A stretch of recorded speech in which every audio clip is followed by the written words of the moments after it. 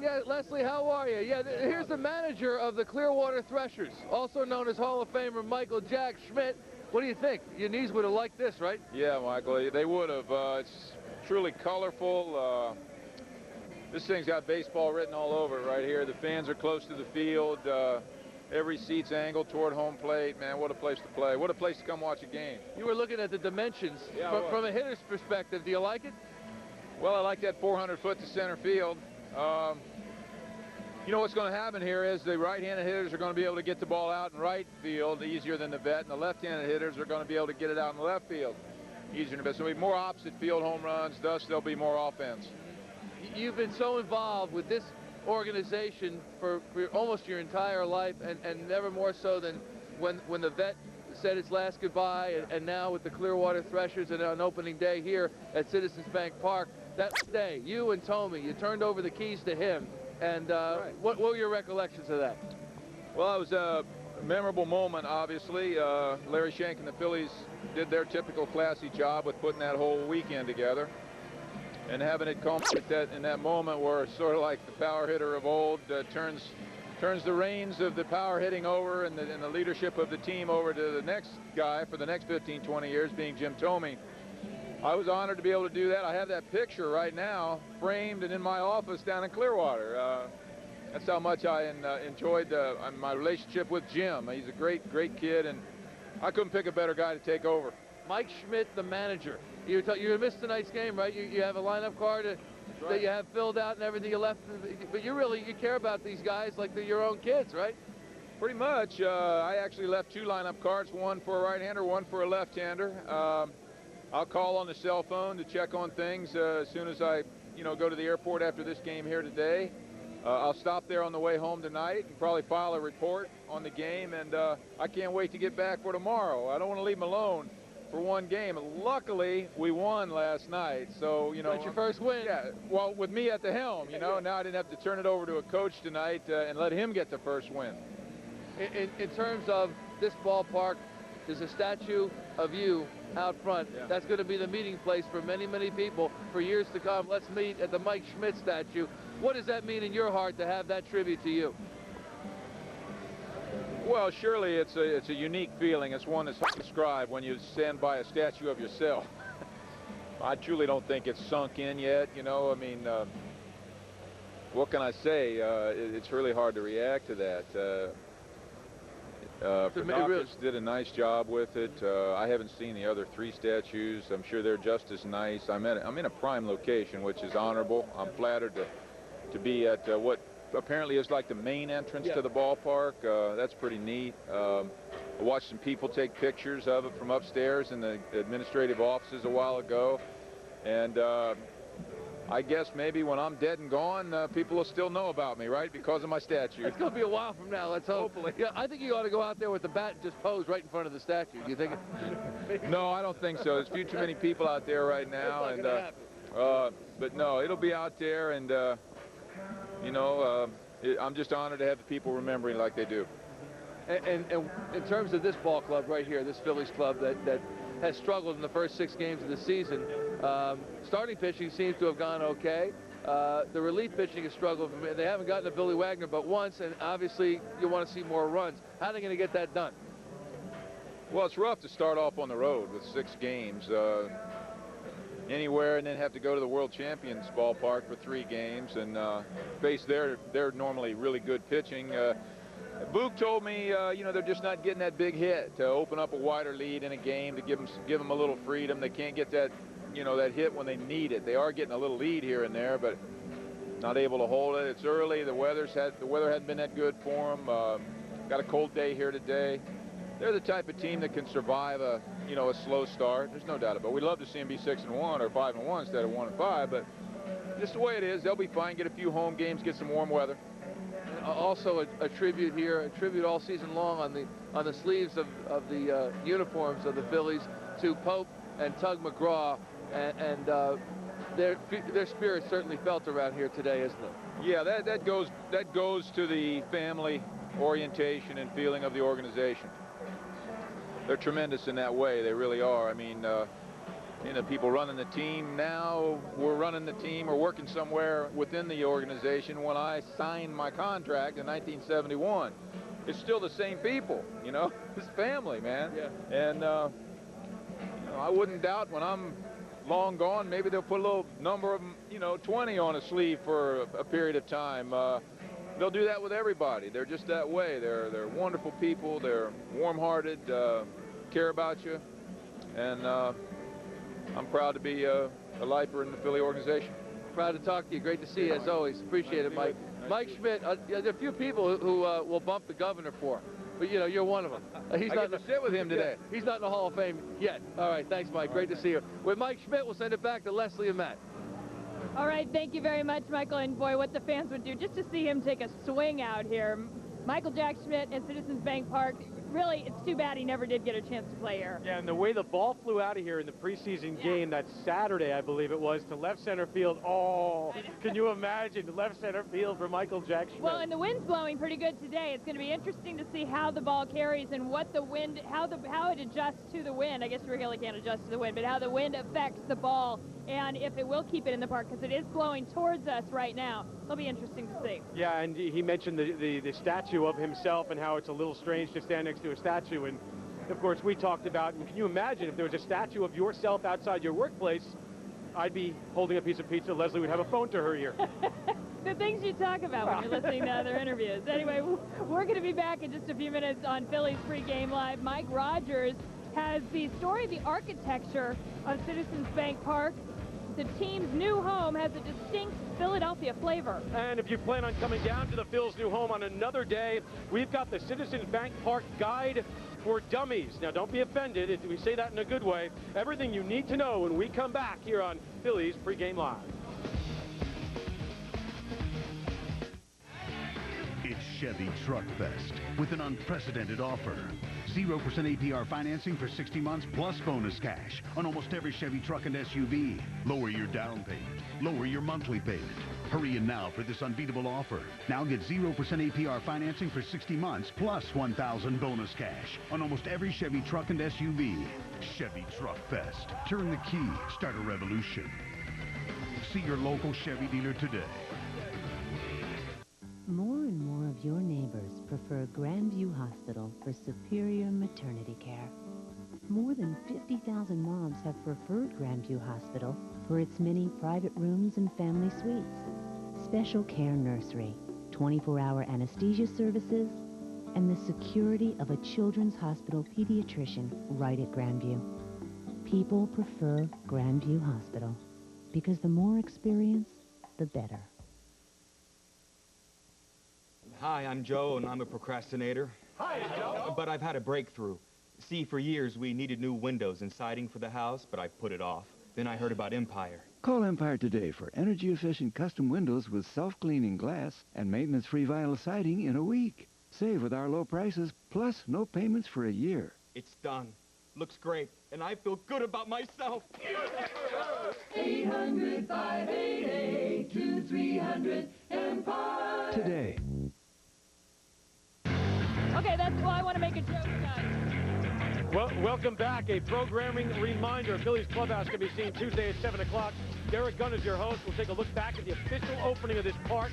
Also, we'll profile a former vet employee who returned to the stadium as it was being torn apart. Plus, we'll take an inside look at the Phillies' luxurious new clubhouse. Just to rub it in a little bit, this is a couch you don't have. This is a couch the Phillies do have. It's all Tuesday at 7 o'clock. You know, the Larry King of Comcast Sports, it's got to be Michael Barkham. He's got all the good guests, Leslie. Yes, Governor Rendell, this has been a dream of his since he was mayor of Philadelphia. Now he's the governor, and he didn't get a chance to make it to the preseason game. He is here for opening day. He was running a little late. I'm assuming, Michael, that's because he was watching his speed on his way here to the ballpark. That's right, Leslie. Well, maybe I'll ask him that at the end of the interview, but let's not to start. I feel like it's a post-game live breaking out. We need Vaughn and Ray. We'll be set to go. Terrell Owens. That's right, which you have said. What's your impression of this place, your first time here? Well, this is my first time, even though I'm, as you know, personal friends with Dave Montgomery, Mike Stiles. I never had a chance to come down and see it in the building. I wasn't here last weekend. But for someone who fought hard and didn't get the stadiums done, John Street got them done, but for someone who this was a dream for, couldn't have done any better. I mean, if you had planned the perfect stadium for us in Philadelphia, I don't think they could have done any better. And obviously South Philadelphia Sports Complex, not the original choice of some, but certainly very accessible. I agree. I still think it would have been better in Center City. Baseball lends itself to people walking to the game, but there's no place in America like our sports complex. Now what we need to do is build a Sports Hall of Fame down here, build a few restaurants down here outside of the ballpark to keep people around when they come down to the stadium complex.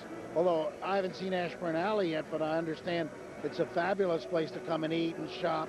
Yeah, not that you would be interested in the eating or the shopping. How about Greg Luzinski's barbecue? That sounds like it was made for me. And Keith Jones is going to have a corn boy pick. He's selling corn. Right? Yes, they're doing it. Where are you going to watch the game today? Somewhere in the stands. I always like to watch the game in the stands, although it's cold, unfortunately. Yeah. I'm sure you're dismayed by the Phillies start, but what do you make of a 1-5 start? Well, it's a long season, Michael, and 1-5 on the road is not good, obviously, but it's a long season. And you know, the one thing this team is going to do is hit. When you have Thome, Abreu, Burrell, Lieberthal, guys like that, this team is going to hit. So we're going to put, when it gets warmer, we'll put runs on the board. The encouraging thing is how all the pitchers did well the first time around. And Eric Milton looks like a great Starters pitcher. Did great, didn't they? Yeah, starters did great. And Billy Wagner in the one save opportunity was awesome. So I think this club's going to be fine. I actually think we'll blow by Atlanta. I think the Marlins, people thought because the Marlins lost 3 or 4 players that they were going to fold. Well, it's obvious they're not folding. And he shot Choi. If he hits 30 home runs, they're not going to feel the loss of Derek Lee that much. So the Marlins, I think, are going to be our big competition. We might need you for Phillies post-game live. You could be a 2-sport governor. I would never replace John Marzano. You know, a Temple guy who played for the Red Sox. You know, that's right. Finally, Leslie and Matt wanted to know, did you take your time getting down here today? Yeah, I did. But tell Leslie that her hubby. Yeah. Her hubby may have been, you know, I don't know who was driving me when we were clocked at 100. Oh, okay. It might have been her hubby.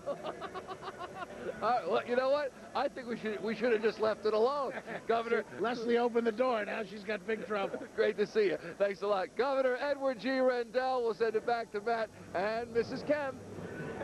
He's never been a speeder when I've been in the car with him. All right, let's not go there, but I'll tell you this. That governor has 2 beautiful parks in this state of Pennsylvania. Absolutely. One on one side, now one on the other. And it's pretty funny, you know, all the talk leading up to is, will it be done, will it be done? The place looks fantastic. But we did see a guy with a hard hat and a few lug nuts doing something with the seats. I think it might have been a cup holder thing. That's what he said. I said, what, the seats aren't bolted down yet? He says, no, I got to put a few cup holders in. You got to have the cup. You got to have a place for the cup. Well, walking through the Phillies' new home is almost like walking back in time.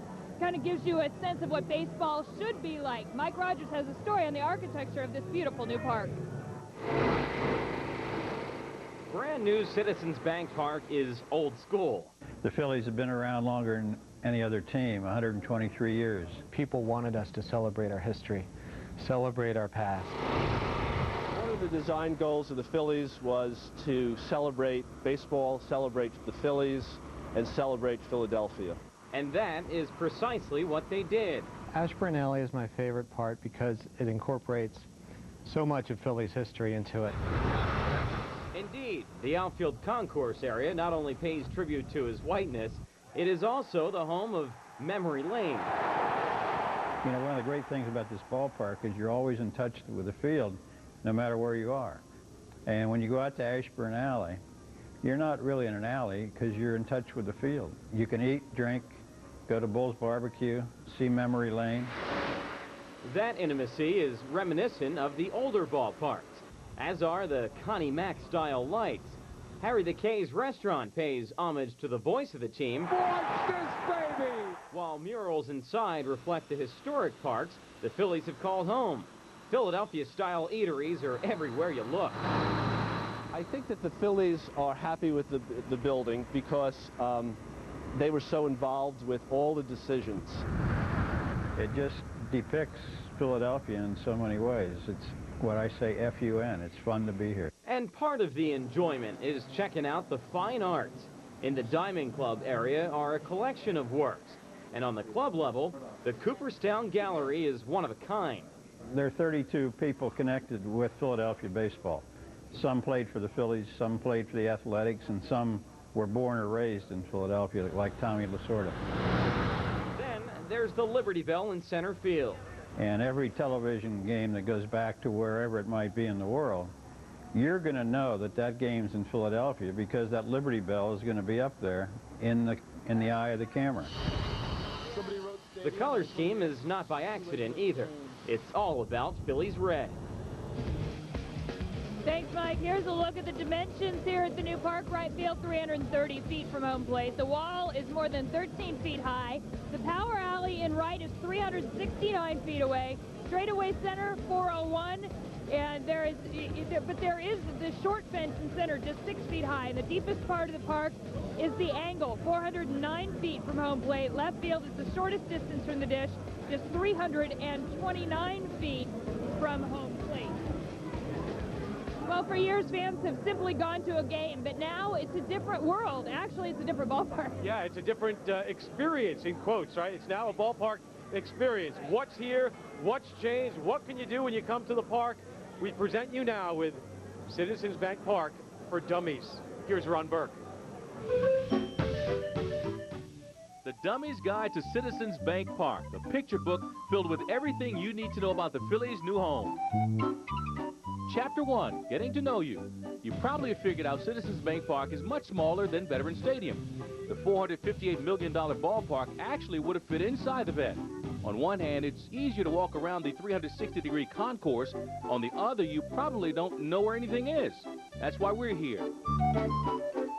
Chapter 2, Going to a Game. So you want to catch the Phils. Join the club. Your best bet is ordering well in advance. For tickets, call 215-463-5000 or check out the Phillies website. Of course, you can hit the ticket windows at the park, too.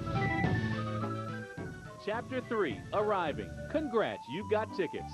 The park is located next to where the vet once stood at 1 Citizens Bank Way, which runs parallel to Broad Street.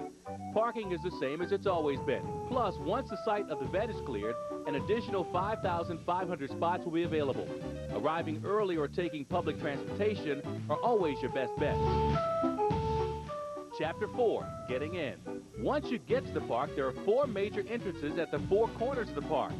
3 of the 4 have statues of Phillies legends. These might make good places to meet before the game.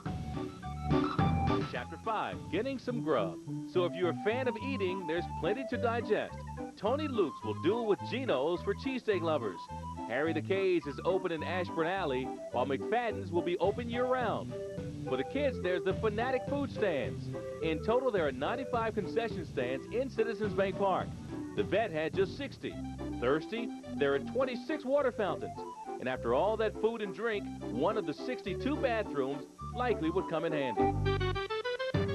Chapter 6, Enjoying the Game. The turf is gone, the grass is in, and the blue seats are angled toward the action. The dimensions are comparable to the vet. Chapter 7, Everything Else. And when the ball leaves the yard, turn your attention to right center field to the Liberty Bell. The 50-foot feature will rock back and forth and flash lights. You also must check out Ashburn Alley, which is the entire outfield. There you will find Memory Lane and a great spot to catch home run balls. Throughout the park is a collection of artwork. Chapter 8, for more information. As if this wasn't enough, you can get all kinds of info online about the Phillies' new home. Of course, experiencing the park is the best way to learn, but we've already covered that, so go ahead. Take yourself out to the ball game. That's fantastic information, practical stuff. And here's something he did not mention. If anyone says to you, yeah, those blue seats, no. Sapphire blue. Oh, yes. Very just everything's got a name. Everything's got, yeah, you know exactly what's going on around here. Well, in Seattle, that's where Ken Griffey Jr. made a name for himself. He's now with the Cincinnati Reds. But back when he was in Seattle, he played with a guy that he called Johnny NFL. He's our post-game analyst, John Marzano, and those two sit down for a conversation along with Michael Barkan when we return on Phillies Pregame Live. As far as for me, expectations, I don't really set any. You know, I've always said if you get one hit, I want another one. And then at the end of the year, you know, I'll look at it and say, okay, I had a good year. I was young at one point, and, you know, I was on a veteran team.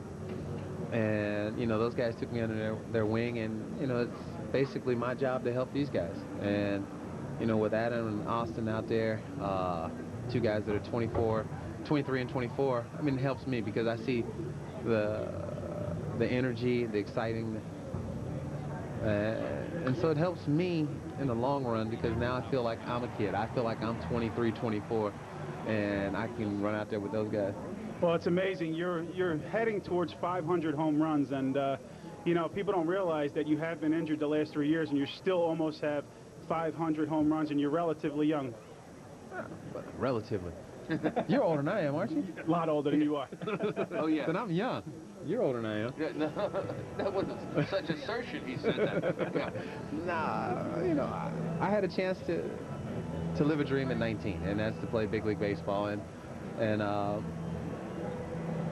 you know, I've just been able to fortunately stay healthy up until the last couple of years, but hopefully, like I said, this year it'll be different, and I can get back on track and have the people, you know, look at me again and say, hey, you know, I'm glad to watch him play, and I'm glad to go to the ballpark to see him. Junior, I just want to say, you know, it was a privilege to play with you, and not only to play with you, to be, you know, one of my best friends, and I just wish you all the luck in the world, and hopefully you'll stay healthy this year, get over 500, and go for 600. Thank you. Thanks a lot. Great to see you.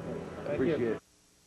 Alley, Whitey Ashburn continues to patrol center field. Richard Ashburn, his son, with us. Your thoughts on the statue? It's a tremendous honor.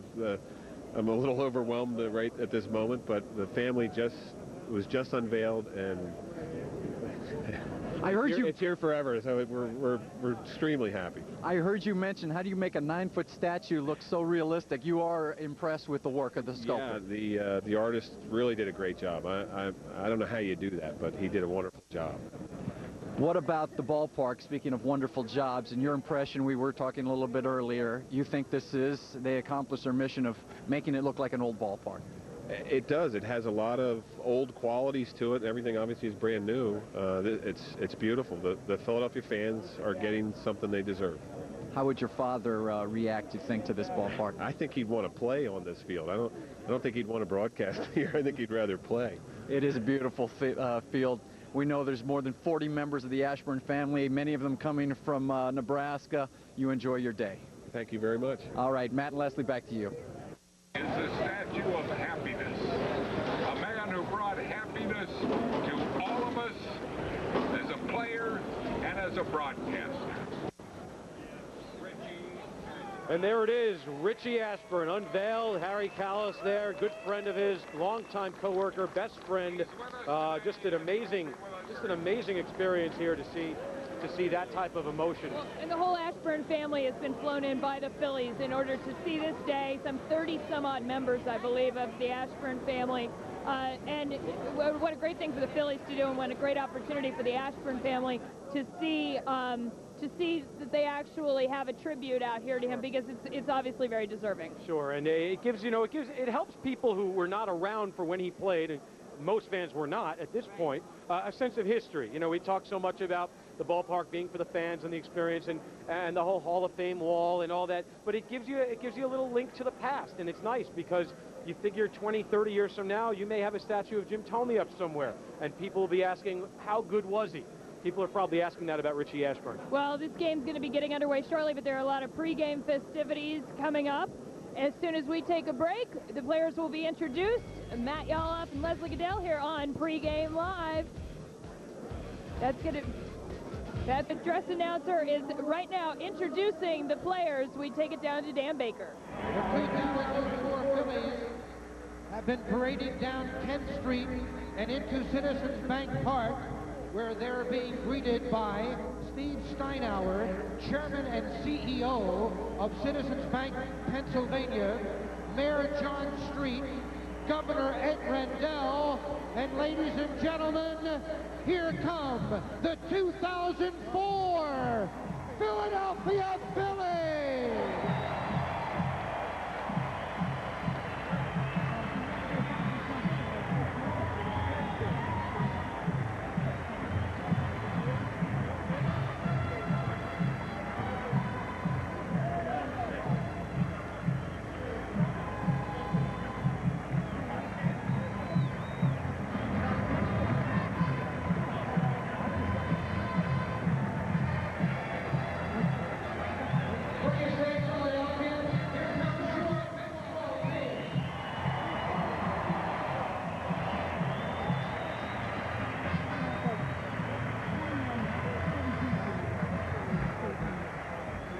What a unique experience, Leslie, seeing these players walking in through the stands. Pretty incredible. If you're sitting out there and you said, oh, you know what, I got a seat to the game. I got center field. See, that's Jim Thome walking past me. Not bad. Kind of like what they do in theater sometimes when the cast comes to the audience. This is pretty cool. Well, and something for the players to remember as well. You know, it may not mean as much to them right now as it will in the future because they're thinking about the game. They're thinking about getting the game started.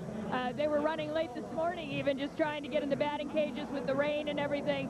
But this is something they'll be able to look back on and think, you know, we were there for the first day. And I think they're starting to feel it. The fans are getting into it, and the fans can make some noise in this ballpark. And you saw who led the procession of players was the big green guy, the Fanatic, and a lot has changed. I thought you were talking about Larry Bowa. No. When did he turn green? No, he's not green. The Fanatic is green, and you know, that's one of the things that was held over from the old place, and thank goodness for that, because truly still, when you see the Fanatic, even as an adult, you still say, that guy's pretty funny. Well, and how great is it for the fans that we mentioned Larry Bowa? I mean, this is a guy who the fans remember so fondly as a player. You know, we've talked about Mike Schmidt, we've talked about Richie Ashburn, but Larry Bowa is a beloved member of the Phillies 1980 team, and he gets to manage a team here. What a great experience for him as well. 3 parks for Larry Bowa, right? Connie Mack, Veterans Stadium, Citizens Bank. I don't know if he's the only one to hold that distinction. I don't know if John Vukovic ever played a game at the old place before the vet, but quite a legacy for Larry Bowa. And you know,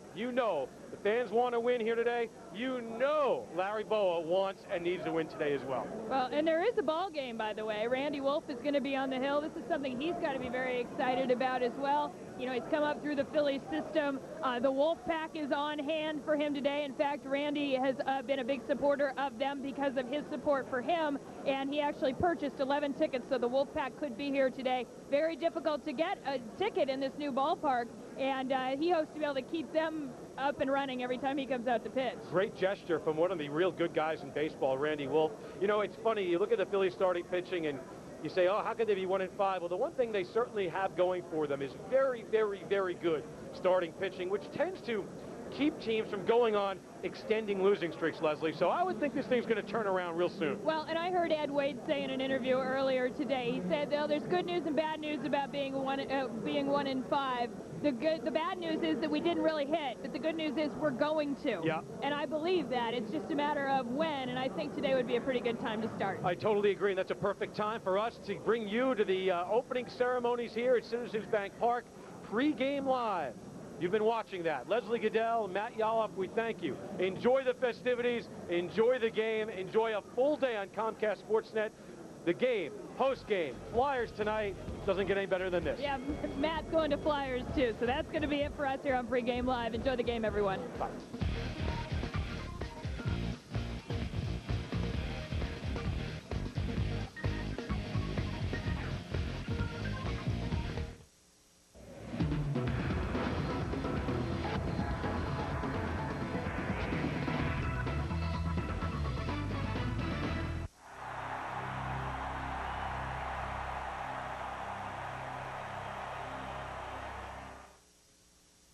It began in the mind's eye.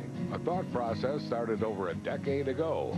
But no idea is brought to life without effort, sweat, angst, and luck. The Phillies knew the road before them would be long and arduous, but the thought of the end reward provided the fuel. They wanted the home field that felt like home. A place so warm and inviting that you could leave feeling entertained, no matter the outcome.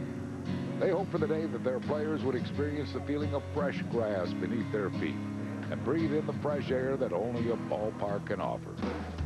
This 21-acre lot, where workers toiled for nearly 3 years, where ceremonies were held to mark tangible mileposts, where the players posed and dreamt of what one day would come, is now a reality. Today is a home opener that will truly open a home.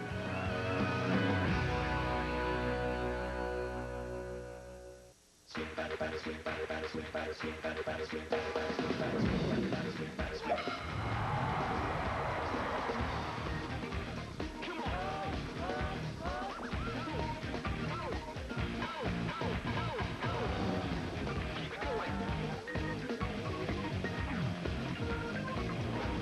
To Citizens Bank Park in Philadelphia. Welcome to Phillies Baseball Home Opener 2004.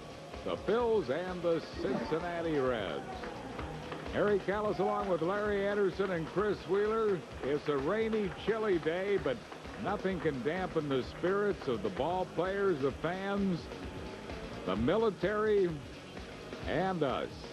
Here at beautiful new Citizens Bank Park, Philadelphia Boys Choir performing for us. We have impressive opening day ceremonies, which we will carry for you. And the Phillies are back home and look to get on the winning track here at Citizens Bank Park. Randy Wolf will be pitching for the Phils, and a sold-out house here at our new ballpark, Citizens Bank Park. And there's always an aura of excitement on opening day. And my colleagues are down in the field to take in the activities down in the field. Chris Wheeler and Larry Anderson. Gang, what's going on down there? Well, Harry, other than the rain, it's great down here. I mean, it is a little cold, it is a little miserable, and it is raining, but we're going to play baseball. The kind of neat, Andy, on this beautiful field, the way the players just walked in, the grass and dirt behind us, the kind of quirky features. And one thing you can't help but notice when we're down here is the energy coming out of the crowd. Oh, no question. I mean, people were packed in here early as soon as the gates were open. We went out to unveil the statues. At all the places, people were standing in line, just waiting to get in.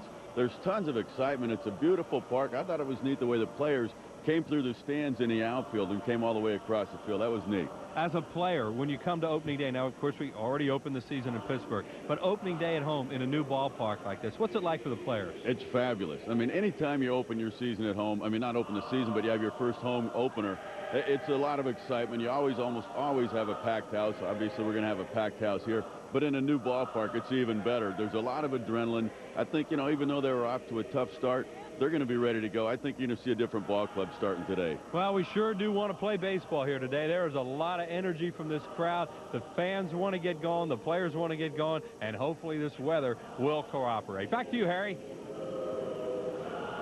All right, Wheels, thank you. There are so many things Philadelphians have to be proud of, and one of them certainly performing right now on the field, the Philadelphia Boys Choir under the direction of Dr. Robert Hamilton, singing America for us, and they are a Philadelphia institution that do just a great job. An honor to have them with us today on the opening of Citizens Bank Park. And Phillies PA announcer Dan Baker is handling the on-the-field ceremonies for the home opener 2004. The unveiling of the huge American flag.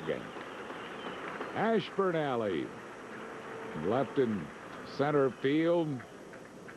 Before the game, we unveiled statues of Phillies Hall of Famers Robin Roberts, Steve Carlton, Michael Jack Schmidt, and of course His Whiteness Whitey Ashburn. And I was honored to be down there for the unveiling of the statue of His Whiteness, who is, I know, with us today. Philly Fanatic is ready for the 2004 season opener, home opener, and I'm sure so are the Phillies, anxious to start home, start a winning streak at home.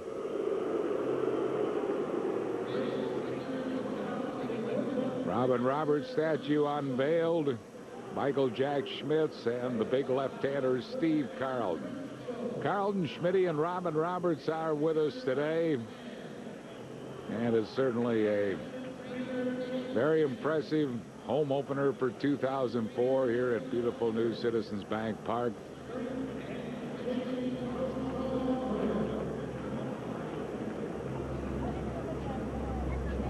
And now Dan Baker, our PA announcer, is introducing the Cincinnati Reds, the Phillies' opponent for this 2004 home opener. Let's go down to Dan. 47, bullpen coach Tom Hughes. Number 49, hitting coach Chris Shempless. Number 50, bench coach Jerry Narron. Number 53, first base coach Randy Wessler. Number 55, third base coach Mark Berry. And in the bullpen, number 72, bullpen catcher Mike Stefanski.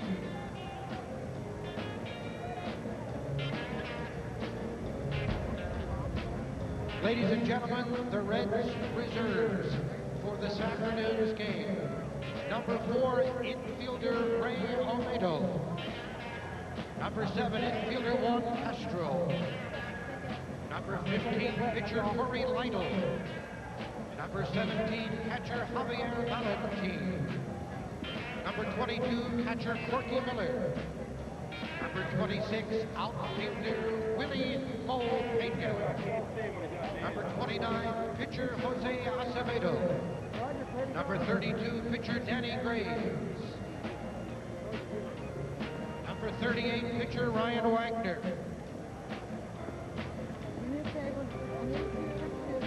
Number 39, pitcher Aaron Harang. Number 43, pitcher Jimmy Hayes. Number 45, pitcher Todd Van Poppel. Number 46, pitcher John Riedling. Number 59, pitcher Todd Jones. Number 51, pitcher Phil Norton. And number 52, pitcher Brian Reese. Reds manager, number 12, Dave Miley. And now, ladies and gentlemen, here is this afternoon's starting lineup for the Cincinnati Reds. Leading off, number 3, second baseman, D'Angelo Jimenez. Batting second, number 11, shortstop, Barry Larkin. Batting third, number 30, center fielder, Ken Griffey Jr. Batting fourth, number 28, right fielder, Austin Kurz. Batting fifth, number 21, first baseman, Sean Casey. Batting sixth, number 44, left fielder, Adam Dunn. Batting seventh in the bullpen, number 23, catcher Jason LaRue. Batting eighth, number 6, third baseman Ryan Freed. And batting ninth in the bullpen, number 40, pitcher Paul Wilson.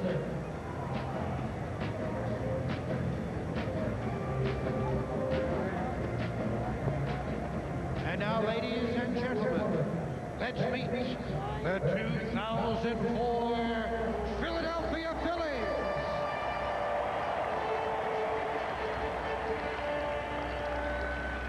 Manager, equipment and team travel, Frank Kopenbarger.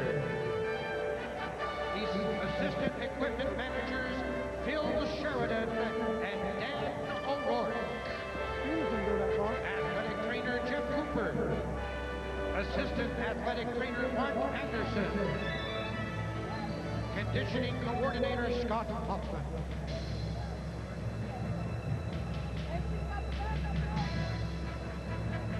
The Phillies coaches, number 7, Gary Marshall.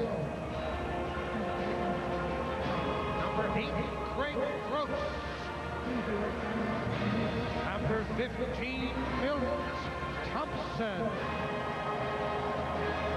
Number 16 in the bullpen, Joe Kerrigan. Number 17 in the bullpen, Nick Billmeyer. Number 18, John Vukovich.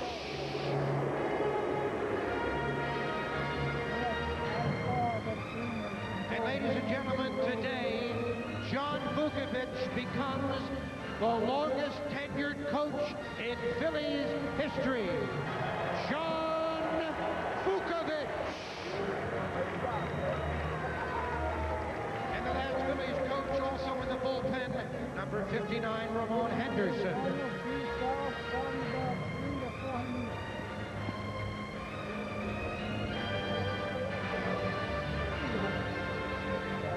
Ladies and gentlemen, today's Phillies non-starters. Number 3, Todd Pratt. Number 6, Doug Glanville.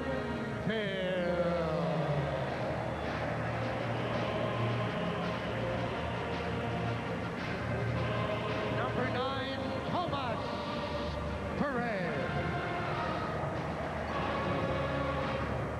Number 13, Billy Wagner. Number 21, Eric Milton. Number 22, Jason Michaels. Number 23, Sean Wooten. Number 33, Ricky Lede.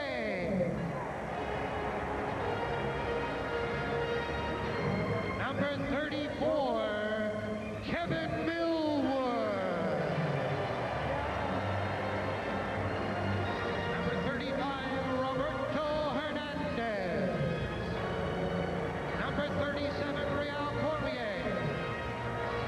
Number 38, Tim Worrell. Number 39, Brett Myers. Number 44, Vicente Padilla. Number 47, Amore Calamaco. Number 63, Ryan Madsen.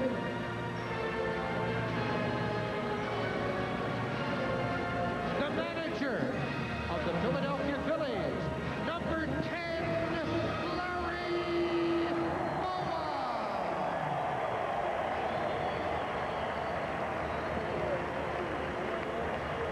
And now, ladies and gentlemen,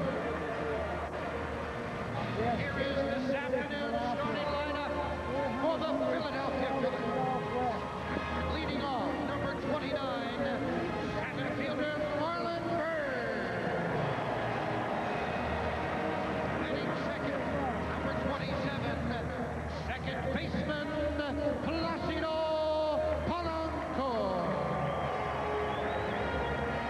Batting third, number 53, right fielder Bobby Abreu. Batting fourth, number 25, first baseman Jim Thome. Batting fifth, number 5, left fielder Pat Burrell. Batting sixth, number 24, catcher Mike Lieberthal. And ladies and gentlemen, Mike Lieberthal is now the longest tenured athlete currently in Philadelphia professional sports. Phillies catcher Mike Lieberthal. Batting seventh, number 11, shortstop Jimmy Rollins. Batting eighth, number 4, third baseman David Bell. And batting ninth, number 43, pitcher Randy Wolf.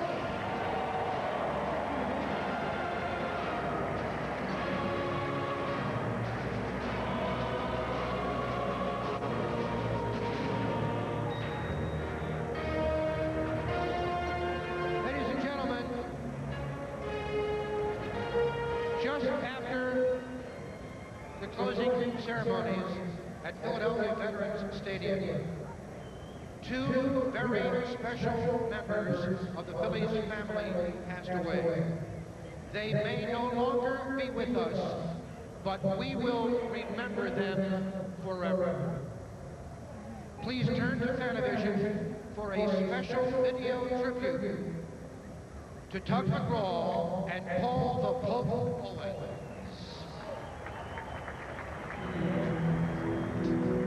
Got it. The thrills of the race, for they come round again. The bills will be paid, and the pleasure will make all the things that are to end.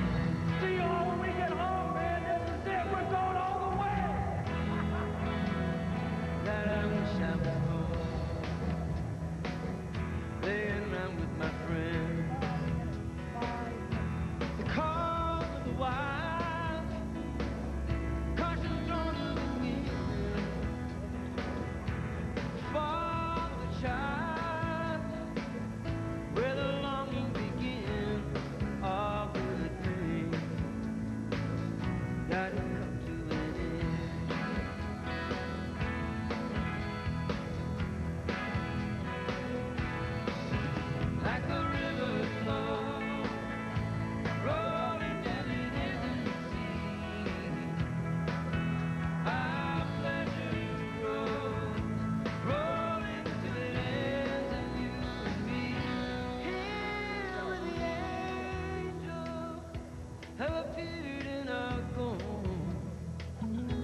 Your face like an ember glows in the dawn.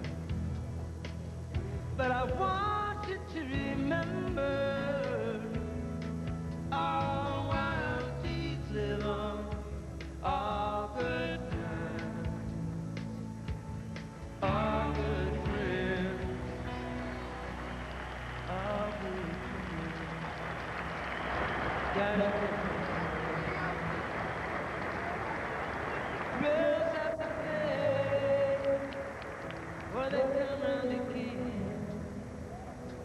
How we doing? Bills will be paid, and the pleasure will mend.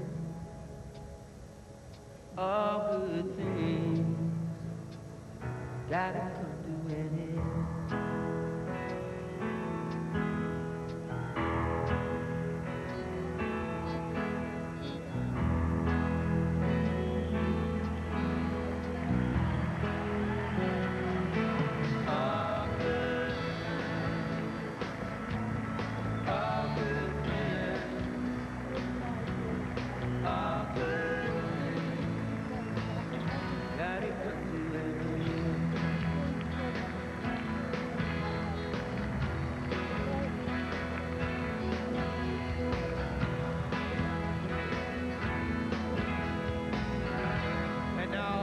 Ladies and gentlemen, we ask that you all observe a moment of silence in tribute to Phillies legends Tug McGraw and Paul Owens.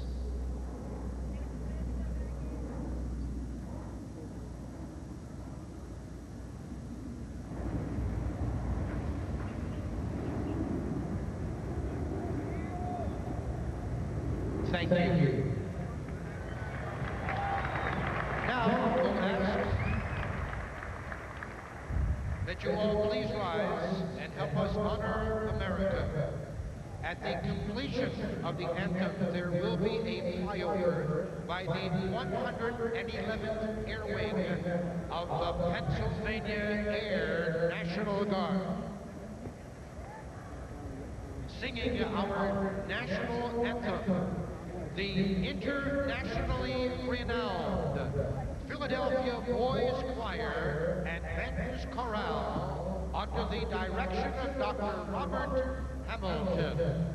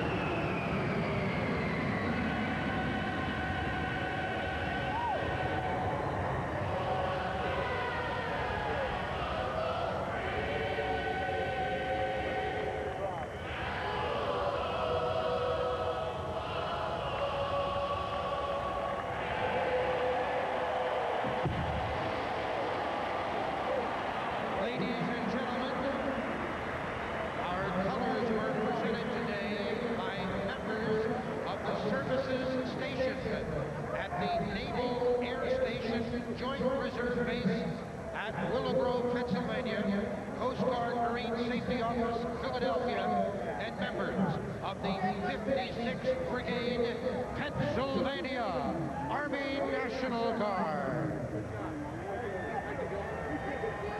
Ladies and gentlemen, please direct your attention to the skies over Citizens Bank Park, where very shortly you will see the United States Navy parachute team, the Leapfrogs, who will be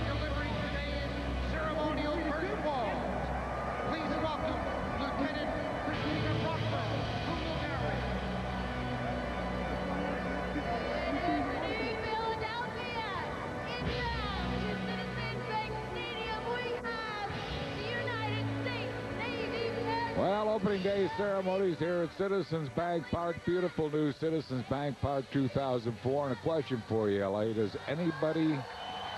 L.A., put on your headset. I'm going to ask you a question. L.A., I've got to ask you a question. Does anybody perform the national anthem better than the Philadelphia Boys Choir Men's Chorale? Not that I've ever heard. Really? Beautiful rendition. Always outstanding. And here come the U.S. Navy Leapfrogs with the opening ball.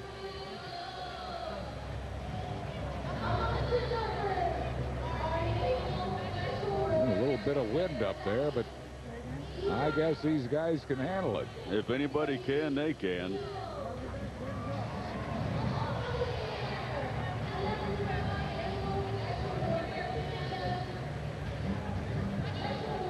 U.S. Navy Leapfrogs delivering the first balls for the 2004 season, home opener 2004. And I'll tell you, this is a sold-out crowd and a very enthusiastic crowd. The weather certainly hasn't dampened the spirits of this sellout crowd. Listen to them.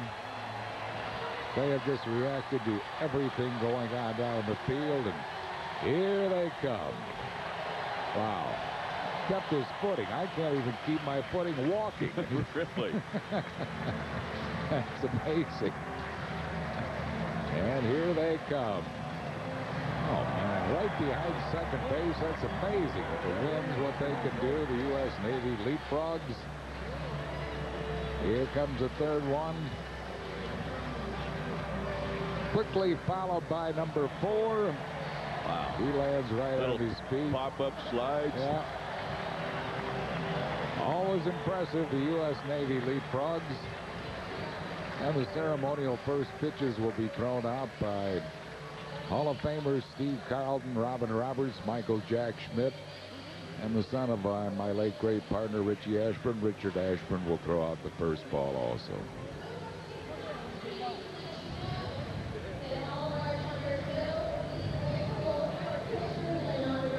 Oh, there are more coming. Oh, I thought it was going to be 4 and only 4. No, here, ooh. Whoa. Wow, he came right over the stands, but lands out in center field only perfectly. He'll land right on his feet. That is amazing. Truly amazing. Really. The wind the way it is today.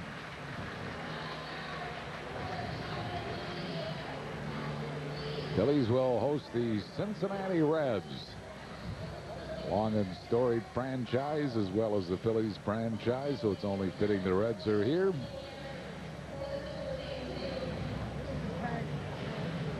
Leapfrogs are still coming here.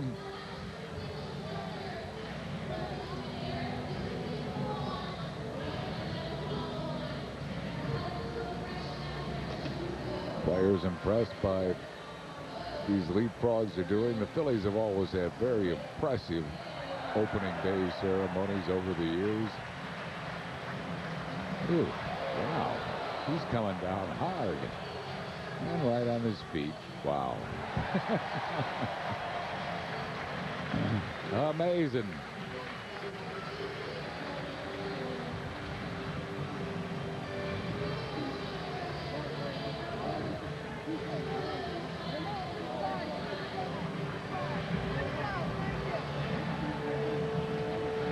He's just kind of hovering over the field here. Here comes another one with the Phillies banner.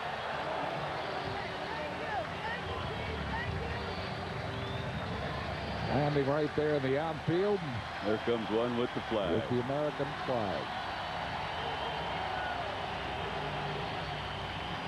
Wow.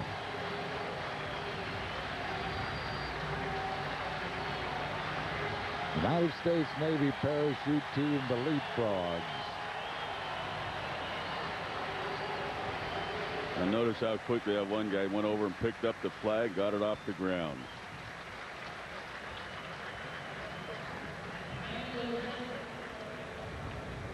Ladies and gentlemen, the United States Navy Leapfrogs.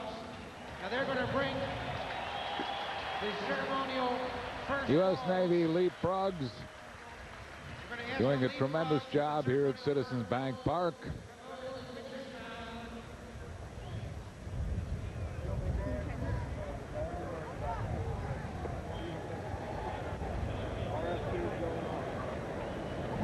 applause will bring out the ceremonial first ball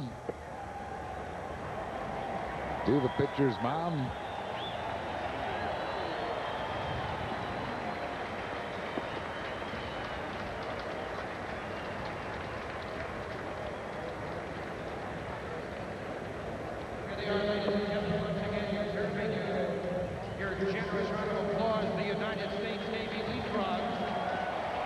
Frogs are getting the applause of the sold-out crowd here at Citizens Bank Park. One presented to Bud Selig, the commissioner. Present these balls to Phillies and Baseball Hall of Famers, number 20, third And baseman Commissioner Mike Bud Schmidt. Selig will be giving the balls to Michael Jack Schmidt, Steve Carlton, Robin Roberts, and Richard Ashburn, son of the late Gray Whitey. And representing his father and 37 members of the Ashburn family, Richard Ashburn. Ladies and gentlemen, earlier today, the 4 statues of these Baseball Hall of Famers were unveiled at Citizens Bank Park. For an instant replay, check out Fanavision. Michael Jack and Steve Carlton, all smiles. Robin Roberts, Richard Ashburn. Great job on those statues. They are beautiful. They sure are. Okay, Michael's cracking it up. Lefty doesn't need to crank it up at all. Lefty will throw a strike. Just depends on where he wants to put it. Lefty will put it. There they go. The first pitch is thrown by Steve Carl, Robin Roberts, Michael Jack Schmidt, and Richard Ashburn. Nice touch by Richard Ashburn wearing the old jersey of his father.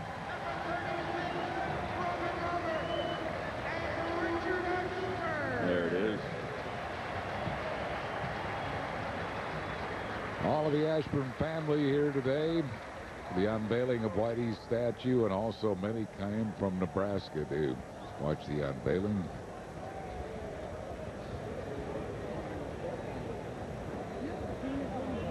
You can't really say enough about what the Phillies have done with the closing of the vet. Really.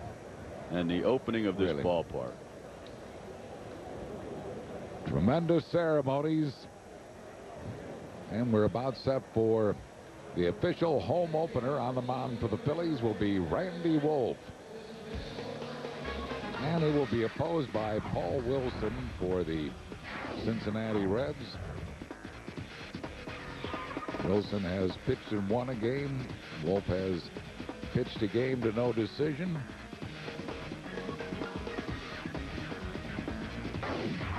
So that'll be Randy Wolf against Paul Wilson. There you see him in the bullpens.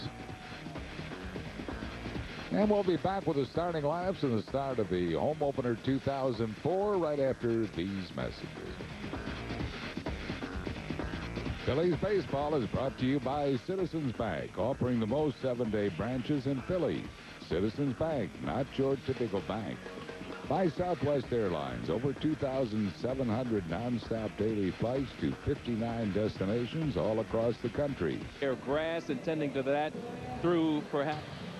The umpires are coming out. Only fittingly, Jerry Crawford will call the balls and strikes. Jerry, a local man, and Shag Crawford, his dad, was a great umpire for so many years. And we'll be back with the starting lineups for this afternoon's home opener right after these messages. It's the home opener at Veterans Stadium. Randy Wolf here at Citizens Bank Park. Paul Wilson, right-hander, will be going for the Cincinnati Reds. He's already 1-0. He beat the Cubs 3-1, going 7 shutout innings at Cincinnati in his first start.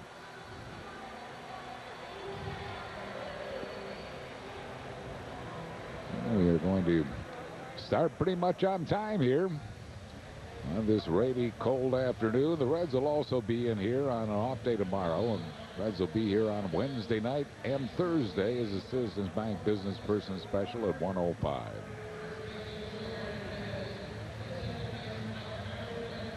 And this one being sold out. There are tickets available for Wednesday night and Thursday afternoon's game. So you want to come out and enjoy the amenities here at Citizens Bank Park. 49 degrees. Some light rain falling right now, and it's, at this point, there's no question they'll try and play through this. Tomorrow's forecast actually not as good as today's. Now, this is not really that bad of a climate to pitch in. Randy Wolf said he'd much rather pitch in the weather like it was in Pittsburgh and like it is here today than pitch in the way it was in Florida, the heat and humidity. He said he'd much rather pitch in the cold. Seems to be somewhat of a pitcher's advantage when it's cold. Hitters get stunned swinging the bat and fouling off pitches, sort of thing. Well, that's Thome talked about that with his broken finger. He said it doesn't bother him at all swinging. He said maybe when it's cold, a little ball up the end of the bat, he said kind of give you a little vibration, but he says it'll do that no matter what kind of weather it is if you don't hit it on a good part of the bat. And the Phillies have taken the field for the 2004 home opener. Let's check the starting lineup for Dave Miley's Cincinnati Reds. D'Angelo Jimenez, the second baseman, leads it off for Cincinnati. Veteran Barry Larkin, shortstop, will bat second. Ken Griffey Jr. in center field is third. Austin Kearns, right field, batting fourth. Sean Casey at first base hits fifth. Adam Dunn, right field, batting sixth. Jason LaRue, the catcher, hits seventh. Ryan Friel, the third baseman, bats eighth. Paul Wilson pitching, getting ninth. That lineup is facing Randy Wolf. Randy Wolf coming off a start where he had a no decision, went 5 1/3 innings, gave up 4 runs with only 3 earned. He threw the ball pretty well, I thought, in that game. Phillies offense has been struggling in this early going, the first 6 games, but the starting pitching has really been very good. Southwest Airlines scouting report on Randy Wolf. He's got to neutralize the lefties, which he usually does, and they got some power hitting lefties. He needs to have command of his off-speed stuff, and he had that pretty much in his first start. But the one thing he wants to try and do is avoid the deep counts, the long counts, and trying to get those hitters out in the first 3 pitches. Key States Chrysler Jeep keys to the game,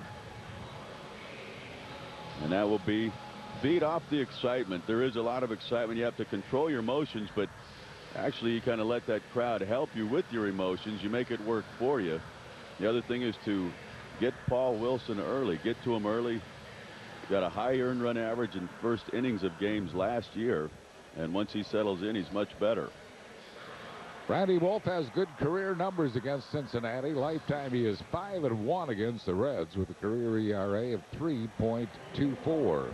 3.34. Last year, 3-0 against him in 4 starts, with the better ERA than that at 3.12. Second baseman D'Angelo Jimenez leads it off. He's a switch hitter. Jerry Crawford goes out to tell Randy Wolf it's okay to blow on his hand, but you can't be sticking your fingers in your mouth.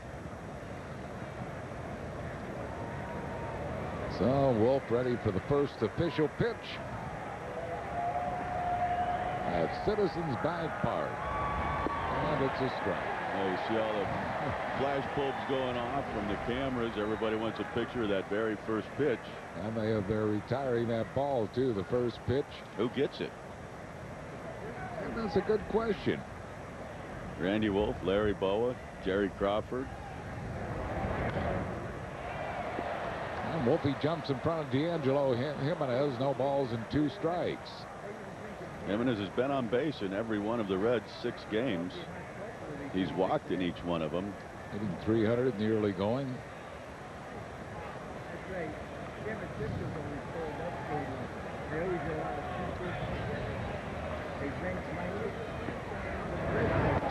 A little bit high.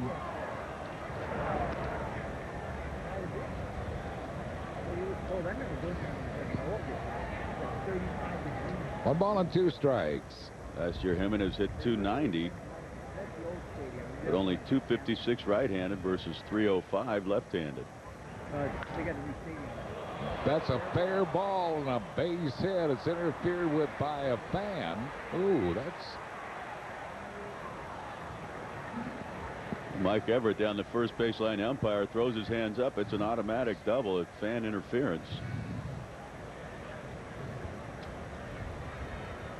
Randy Wolf got ahead, left the fastball up and out over the plate. Jimenez just went with it.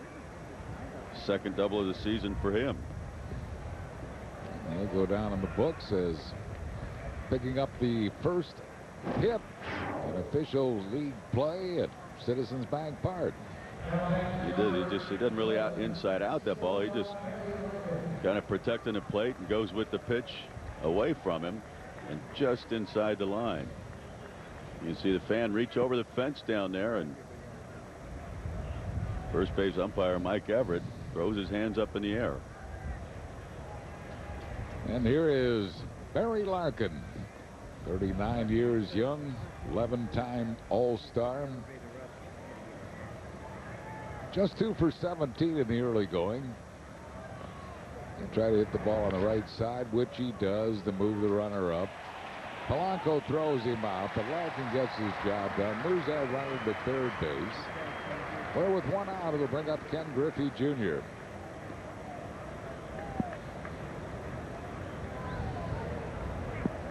Griffey's off to a pretty good start this year.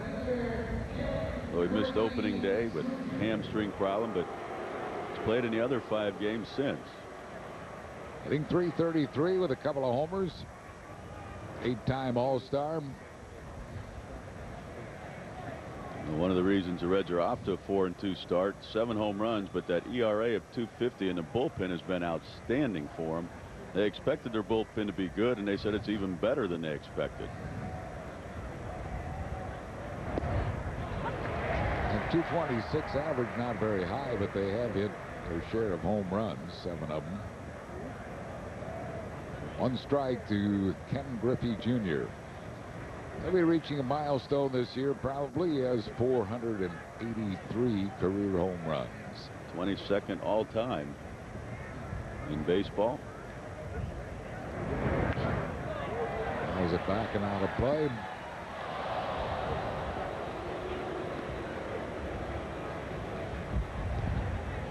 Griffey Jr. hit the first home run at Great American Ballpark last year when they opened that.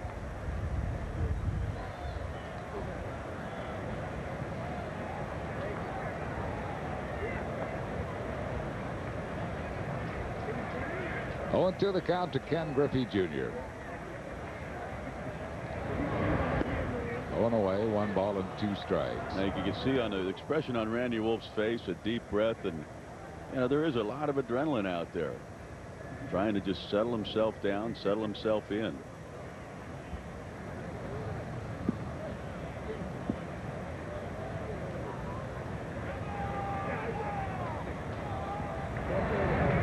Ooh, wild pitch is going to score the first run of the game. D'Angelo Jimenez comes on to score on the wild pitch.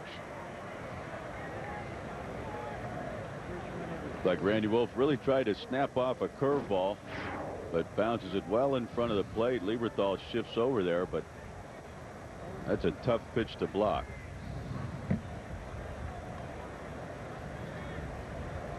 So the Reds are on the board here in the first inning, 1-0. Wolf will clean the mud from his spikes.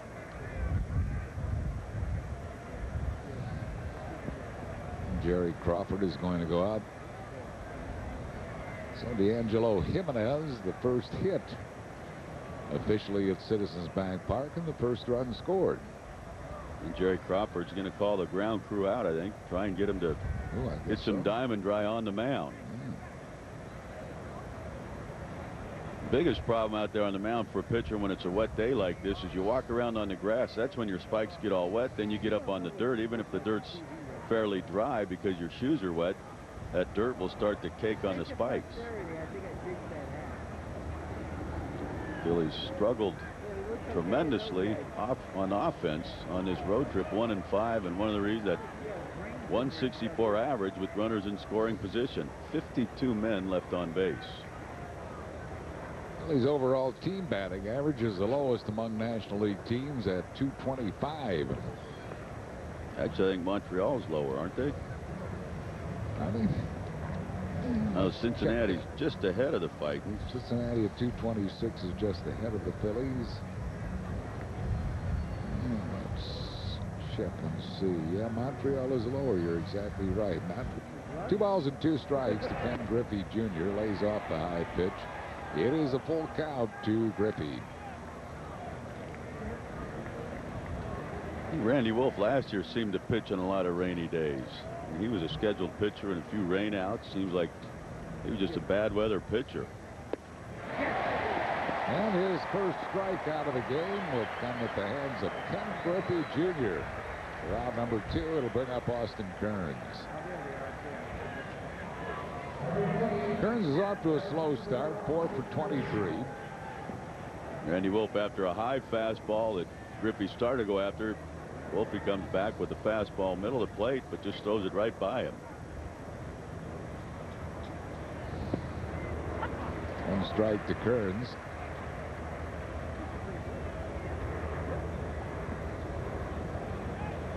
Kearns' lifetime against Wolf, 0 for 5. And he has struck him out 3 of his 5 at-bats. Good off-speed pitch, had him well out in front. Kearns struggled against left-handers last year. Didn't play it as much as he'd like. He was shut down last year in August with shoulder surgery, so he's still trying to fight his way back from that. Got him. So the wild pitch cost Wolf a run. Otherwise, he would not have given up that run with back-to-back strikeouts of Griffey and Kearns. 1 run, 1 hit. No errors, none left after 1/2. Reds 1. Phil's coming to bat. Third, Jim Thome, first base, bats 4th. Pat Burrell, left field, hitting 5th. Mike Lieberthal catching, batting 6th. Jimmy Rollins, shortstop, hit 7th.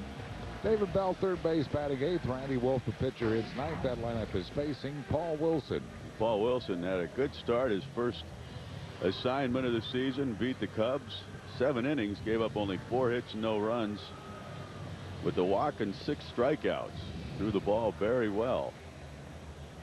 Southwest Airlines scouting report, he doesn't overpower the hitters. He used to. He doesn't anymore after a few arm surgeries. Good control and good command. He's got an improved changeup. He's mostly going to be 86 to 89 with this fastball. A kind of a slurve type slider. Marlon Byrd, the first one to face him, hitting at 227. Wilson has missed parts or all of the last 3 seasons with shoulder and elbow problems. He was originally a first-round draft pick of the Mets in the '94 draft. First player selected in that draft out of Florida State. Ground ball back up the middle. D'Angelo Jimenez throws out Marlon Byrd, 1 down. Balls on the ground here are not going to get through real easily. It's a thick grass, and they will eat up ground balls. The Lucky McDonald's Phillies home run jackpot contestant today is Joe O'Connor of Rockledge, Pennsylvania. If the Phils hit a home run in the game, Joe will win $400 to enter the McDonald's home run jackpot. Visit your participating McDonald's for an entry form. Placido Polanco is hitting at 292.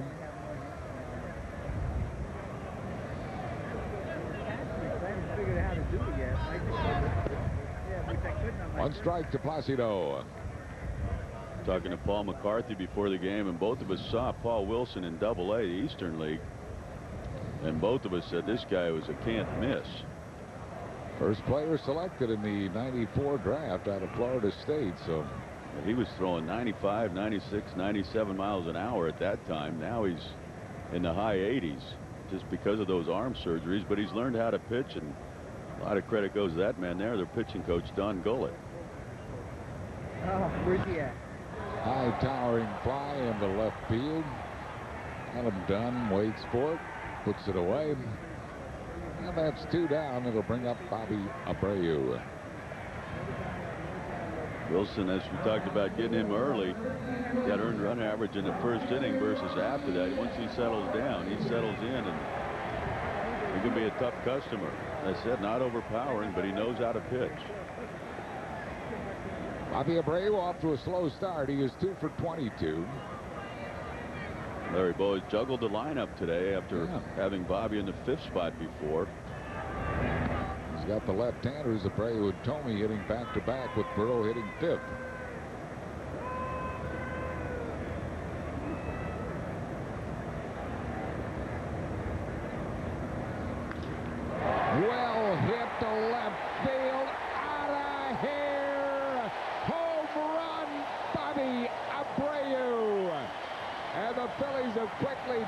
this game and won. I guess there's no question. Bobby Abreu loves hitting in that number 3 spot better than the number 5, at least this year. He has been struggling, and 20 home runs last year for Bobby. He's been out taking extra batting practice, trying to work on getting his swing back. Certainly had it back in that at bat. So the first official home run at Citizens Bank Park off the bat of Bobby Abreu. Here's the guy at the plate that hit the first home run at Citizens Bank Park. It was against Cleveland in an exhibition game. So it didn't count, but what a bowl it was at the second deck in right field. Jim Thome. So far, last couple teams the Phillies have faced have not put on as big a shift on Thome as they did last year. Cut at it, fouled it back. 2 balls and a strike to Thome. You see Larkin on the shortstop side of second base. Last year, most of the teams had their shortstop and second baseman on the right side of the infield. Third baseman was usually at straightaway shortstop.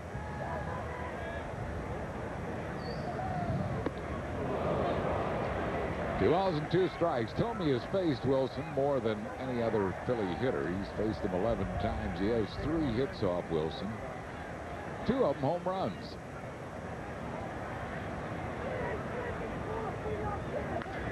Line smashed to right. That'll be a hit.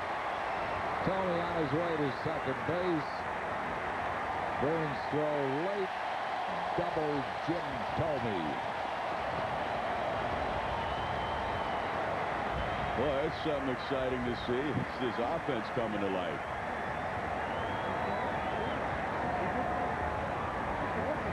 Fourth double for Thome. Paul Wilson threw a fastball by him. The pitch before, a little more in than that. This one is a little more out over the plate. Thome gets those arms extended, and he digs into second base. We said Kearns ended last season with shoulder surgery. Well, he's not throwing as good as he has in the past. He's still trying to get that arm strength back. Here is Pat Burrell, and he smashes the ball to center field, flagged by Ken Griffey. Ripped by Burrell, but caught by Griffey, and that'll be it for the Phils. We quickly tie this game on Abreu's home run. 1 run, 2 hits, no errors, and 1 man left. After 1, it's the Phils 1 and the Cincinnati Reds 1.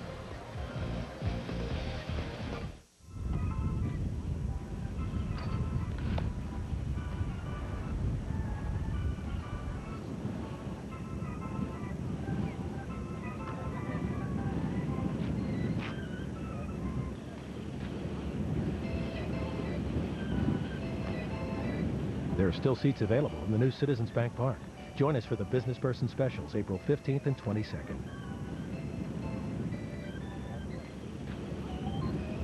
It's now or never. Come hold me tight. Kiss me, my darling. Be mine tonight. Tomorrow will be too late.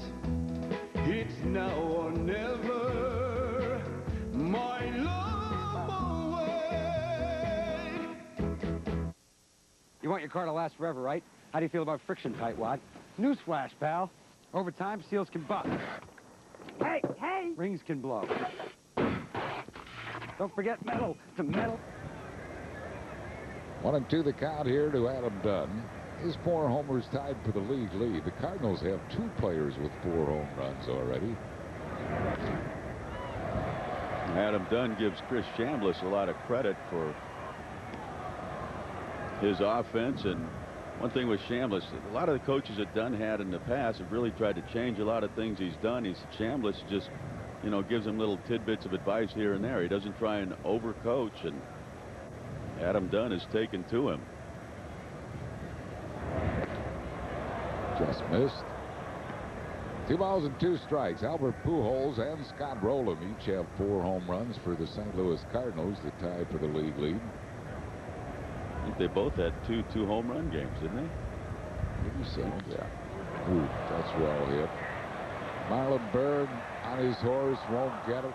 one hopping over the fence for a ground rule double. Well, Marlon Byrd got a good jump on it. The ball just kept going and carrying, and right out there between the 401 dead center and the angle. See Adam Dunn kind of shifts his weight forward a little bit, kept those hands back. And he's just flat strong.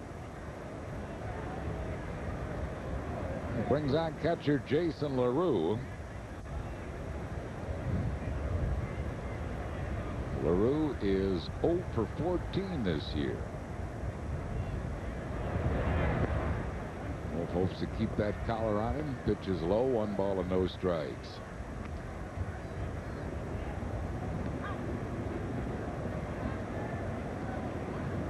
At .230 last year with 16 home runs.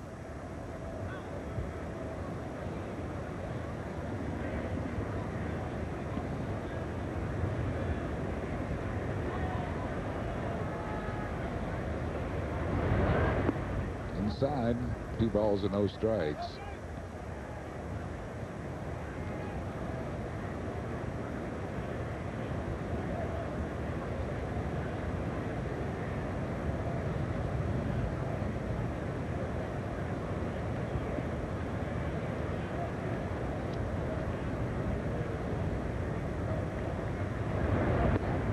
It's a fastball on the inside corner.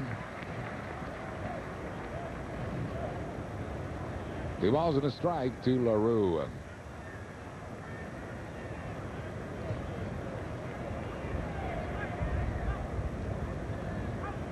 Down at second base with 1 out, 1-1 game here in the second inning.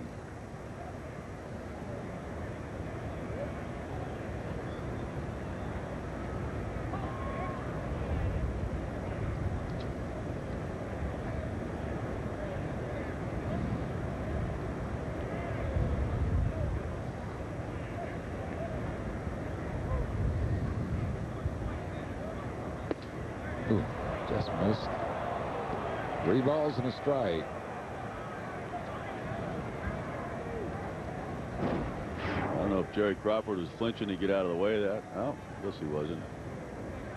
He was close. But maybe he was flinching like he was going to call it a strike. He lost him. Puts 2 men on base with 1 out for Ryan Friel. This copyright telecast is presented by authority. The Phillies may not be reproduced nor retransmitted in any form. And the accounts and descriptions of this game may not be disseminated without the express written consent of the Phillies.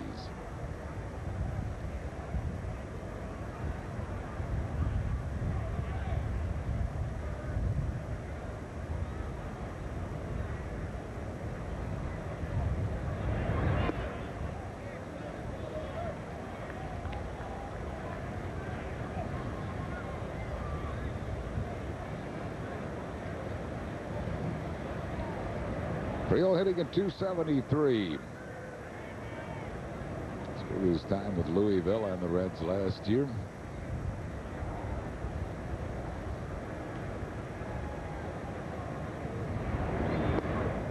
A ball and 1 strike to Ryan Friel.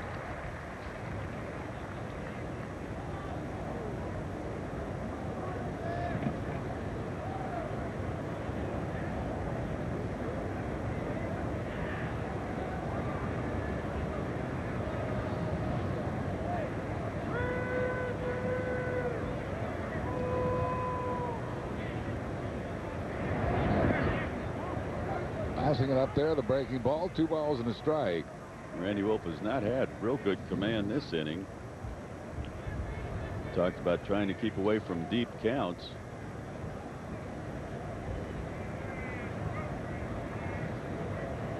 Kerrigan looking on.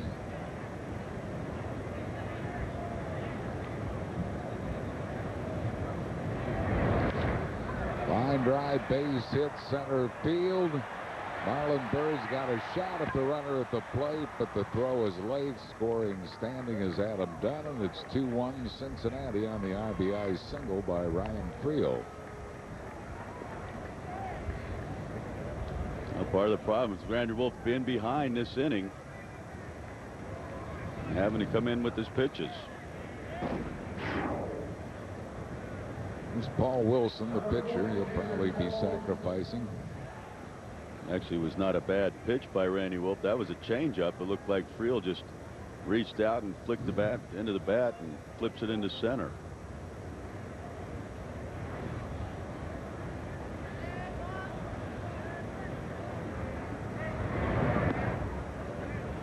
Takes it up high for a ball. Wilson this year 0 for 1 with a sacrifice. He's a lifetime 093 hitter. He has 1 career home run. It came at Veterans Stadium. Who do you suppose it was off? It was hit in 1996 when he was with the Mets. Give you a hint, it was a crafty left-hander. Crafty left-hander. How quickly they forget Michael Mims. Of course. He was about as crafty as they came. Gets the bunt down. Ooh, Lieberthal had a decision there as to whether or not to let it trickle foul, but didn't take a chance of losing him, so the sacrifice is good. Moves the runners to second and third, where with 2 outs, it'll bring on D'Angelo Jimenez. Well, you still have time to be a season ticket holder here at beautiful new Citizens Bank Park. You get a full season plan, or there are many different partial plans to choose from. For information on season tickets, call 215-463-5000.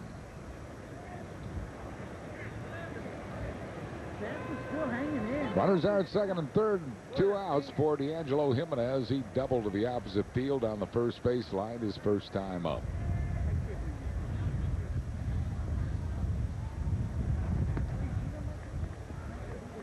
1-0 to Jimenez.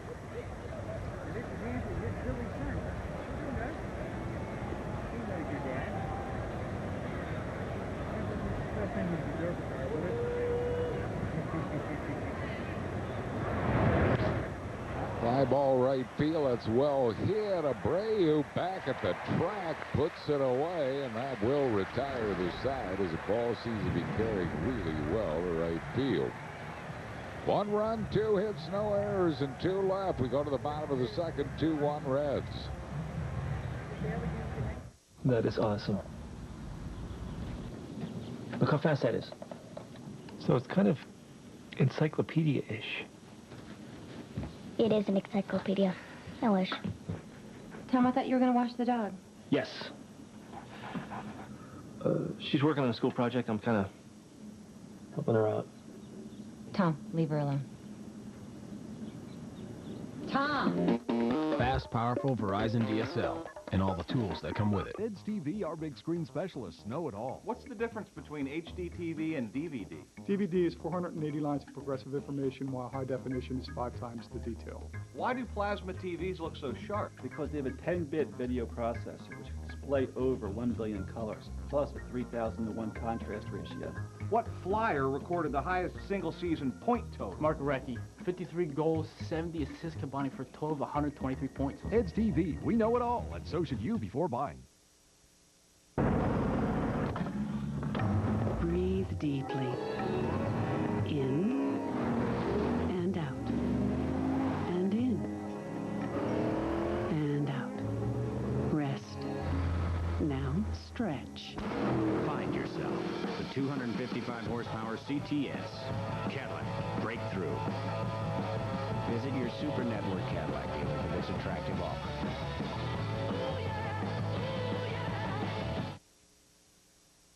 Well, the Reds are here again on Wednesday night at 7:05, and Thursday is the Citizens Bank Business Person Special at 1:05. Still some tickets available. We urge you to hurry to get your tickets for the remaining 2 games of this series.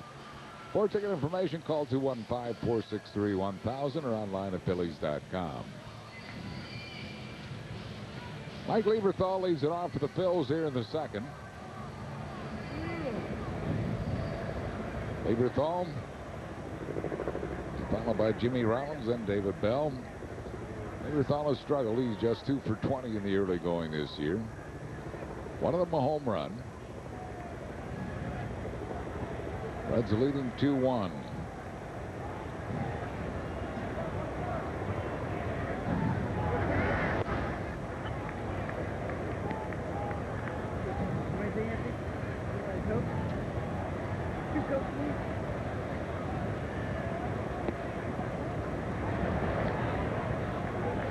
On the strike to Mike Lieberthal.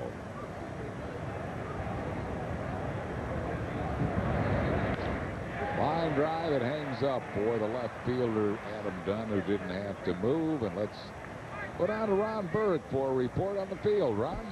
Well, it's looking good from my perspective, but what do I know? I come to an expert, Mike Buckholder, the first-year head groundskeeper for the new park. Because you move from artificial turf to real grass, you need a guy who knows real grass. Mike's in from Indianapolis, and he knows a lot of these Reds personnel because of his days with them when Indianapolis was an affiliate of Cincinnati. Mike, how is the ground holding up, and what are you looking for in particular at this stage of the game? So far, the field's holding up real well. We're pretty happy with it. Basically, what we're looking for right now is to make sure our pitching staff isn't slipping on the mound. Batters' boxes aren't getting sloppy, and the infield's holding up okay, not getting too wet. Well, you had that early call from Wolf in the first where you guys had to trot out there and take care of the mound, and so far so good, at least with that aspect of things. It got a little tacky because of having to have the tarp off so far in advance on our pregame festivities, but we touched up and seems to be doing pretty well right now. You know, good sight too, guys, upstairs. Over the years, we got to know a lot of the groundskeepers real well. They did a great job over at the vet, and it's good to see so many of those guys still with the grounds crew here, even though we've moved to the real stuff. Mike, thanks so much. Thank you. All right, back upstairs to you guys. Good effort there by Adam Dunn on the foul ball off the bat of Jimmy Rollins. Thank you, Ron. It's a foul ball, and it's 2 balls and a strike to J-Roll. You could see Dunn sliding down there into the bottom of that fence in left field. Not a lot of foul territory over there. Sure, outfielders are going to be leery of that as they're going over there and having to make a slide like this. You see him, watch him go down, and oh, it's padded down there, but still it's solid. So it's 2-2 now to Jimmy Rollins with 1 out, no base runners. Bouncing ball chopped right to the first baseman Casey. He'll make the play himself, and that's 2 down. We'll bring up David Bell.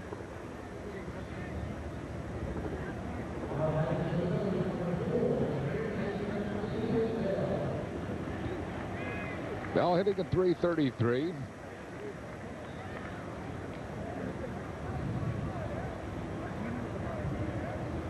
After an 0-for-6 start, though, 6 for his last 12. Swung the bat well in Florida. Ball and no strikes to Bell. Reds lead 2-1. We are in the bottom of the second.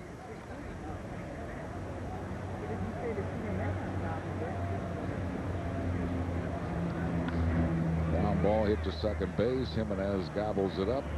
It's a 1-2-3 inning for Paul Wilson. No runs, hits, errors, and none left. After 2, it's Cincinnati 2 and the Phillies 1.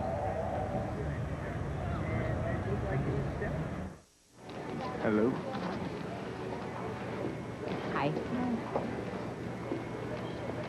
Hi. Hi.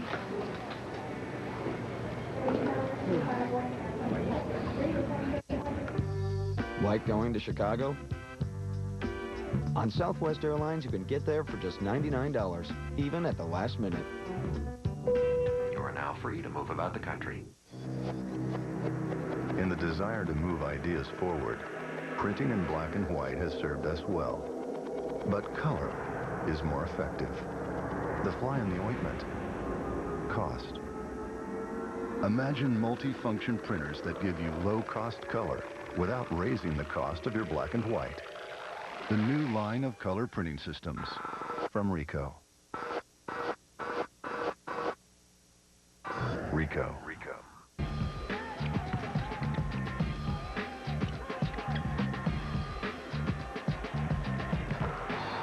Wouldn't it be great if other games were more like ours? With so many ways to win, introducing the new Match 6 Lotto from the Pennsylvania Lottery. You can win on one line or by combining lines. And because there are more ways to match, there have already been over 3 million winners. Just check the drawings every Tuesday and Friday. Match 6 Lotto with a starting jackpot of $500,000. Oh, what a game. Time now for the Dodge Stump the Fans trivia question. Log on to Phillies.com. If you're the first to correctly answer, you'll win a Phillies prize pack. Please submit your answer in the subject area and leave your name and address to receive your prize. Today's Dodge Stump the Fans trivia quiz. What was the Phillies' record in Veterans Stadium openers? The answer and winner will be revealed in the 7th inning. We move to the 3rd inning here with a score 2-1 Cincinnati. And Randy Wolf is ready to go. Facing Barry Larkin. He's a guy that's been around a while. LAU had to face this guy a few times. A few times. This is his 17th opening day start that he's had this year. Ties a record with Pete Rose in Cincinnati and also with, of course, your friend Bid McPhee. You know what was impressive about you is as long as he's been in the game, he knows how to play the game. Runner at second, no outs. What does he do? Hit the ball on the ground to the right side, gets the runner to third base just like it was nothing. He's off to a slow start, but he still does a little thing. Off in the air to center field, Marlon Byrd waits, and Byrd puts it away. And joining us here at beautiful Citizens Bank Park is the Commissioner of Baseball, Mr. Bud Seelig. Bud, good to see you. Harry, how are you, Larry? Nice to see you. Good to see you. Thank you. Thank you. It's a pleasure. And Harry, just coming in here and hearing your voice again. Now I know baseball season's back. Well, thank you, Commissioner. It's quite a ballpark, isn't it? You know, I was in San Diego Thursday night. I've been, I guess, all around the world in the last 2 weeks, but the thing that really impresses me when I walked in here today, and I was here last October, and Dave Montgomery and Bill Giles showed me around. Ken Griffey Jr. and the wind pushes it back, and wow. That ball might have been over the stands, and the wind pushed it back. I thought it was out of here. You look at the flags blowing from right to left, and that ball, I mean, I think that ball was probably over the stands or headed over them, and the wind just pushed it right back. Bobby actually has to struggle to get back to it. A nice swing by Griffey. You see him back-legged. He got a sweet stroke. Bobby does the right thing, goes back to the wall and goes, wait a minute, it's not back that far, and it's way over here. A nice recovery. Commissioner Seelig, I know you're non-partial, but here in the home opener for the Phillies, I know you willed that ball back into the ballpark. Well, I'd like to take credit for it, Harry, but I take credit and blame for a lot of things, so that one I'll just stay neutral. But this is a remarkable park. I really. What was he said? Notice your first. Well, what just impresses you. Here's a brand new ballpark, able to produce revenue, but it looks like an old ballpark. It has all the unique features of it. It has all the indigenous characteristics of what a park should be, and it reminds me of my days when I would travel from Connie Mack Stadium to Ebbets Field and the Polo Grounds. I mean, here you got a park that is really distinctive and absolutely beautiful. So they ought to be very proud. They've done a remarkable job. They really have. The only thing they didn't do well today is order a nicer day. Well, you know, that's true, but that's typical April Philadelphia. You know that. I do, Harry. I played games in Milwaukee in a lot worse weather than this. That's all I can tell you. Rain, snow, sleet, and everything else. There's so much to see in this ballpark on Ashburn Alley, all the shops, and I think what was interesting to us when we had the Cleveland Indians in for the exhibition series is games sold out, but we'd look at the seats and they'd be half empty. Well, they're walking around taking in the amenities of the ballpark. Absolutely. Well, it's fun to walk in. There's so much history that they've put in the ballpark. When I got here today, Harry, Larry, that's all I did is walk around and look at all these things, and it was just tremendous. Flare to right. Is it a fair ball? No foul. I think that's one of the things that the Phillies have done and done so well is they've kept the history of the organization in the ballpark. No question about it. I was here last October 2nd or 3rd, as I said, and when I left, I was a little nervous. They kept talking about April 12th, and I thought that Dave and Bill might be a little optimistic. As I told some friends over there, and when they took down the vet, I was more than concerned because I didn't there was no option. But they were right. They said they'd have it ready, and they did. And they really, in the 2 games against Cleveland, the exhibition games, they honored the workers because the workers who got this place ready worked night and day. I know they did. When you sit up here and look, and you look up at that upper deck, if that doesn't remind one of the ballparks of years ago, and that's what they really tried to do, it's tremendous.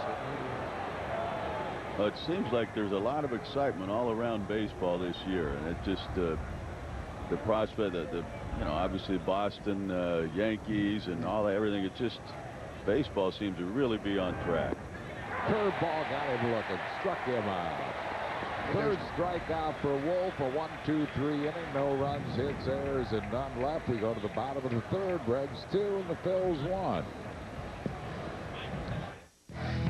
The all-new Dodge Durango with 5-star, the highest frontal crash test rating, and all-new power, all-new room, all-new ride, all-new interior, all-new capability, all-new capacity. 1 part power, 1 part comfort. The all-new Dodge Durango. 0% financing or $2,000 in combined cash allowances, plus a great warranty gets you the best values in America. We are your doctors, teachers, mechanics, and storekeepers. We are Americans building a future of hope. We are your fathers, mothers, brothers, and sisters. We are defenders of our country's values and dreams. We are protectors of our community. We are Americans at their best. We are members of the Air National Guard. Contribute to your community and join the elite at home.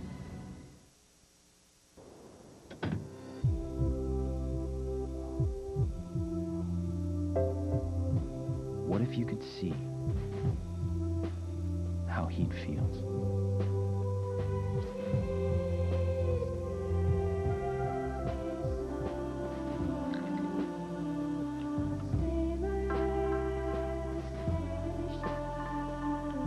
Welcome to today's oil heat. 99.9% clean, 100% warm. Phillies baseball is brought to you by Dodge. Whoever said don't go there probably never got anywhere. Grab life by the horns. Dodge. By McDonald's. I'm loving it. And by Nissan and your local Nissan dealer. Bottom of the third here at Citizens Bank Park. Reds lead 2-1. Commissioner Bug Selig has joined us here at Citizens Bank Park. It was an honor to have the commissioner with us. Thank you, Harry. Baseball is really enjoying a great deal of popularity in this 04 season. Well, you know, Harry and Larry, I think the game is more popular. I don't think I know it is than ever before. We had record of spring training attendance. Our first week attendance was up 14.5% over last year to almost 3 million people in the first week, which is really unheard of. I think, frankly, we're going to break an all-time attendance record, and Randy Wolf, who can swing the bat, helps himself. Oh, look at the cutoff by Griffey. Look at the cutoff by Griffey. Gets Wolf in a run down. And that is one of the game's great players making one of the game's great plays, Ken Griffey Jr. Wow. Well, once Randy Wolf got halfway to second, he either had to keep going or stop and go right back to first. And you could see the second baseman out there, Jimenez, got the ball in and turned around to make a tag as Griffey cuts this ball off. That's a tremendous play right there. Pops up and a strong throw in. And right about then is when Randy Wolf has to go back to first. He stumbles a little bit. He's looking down and didn't catch the bag. Now, if he keeps going back to first, he might make it. But instead, he stopped, and then they definitely had a chance to get him in a rundown. And even with his decent speed as a pitcher, he was not going to get out of that. The one down will bring up Marlon Byrd. He grounded out his first time up.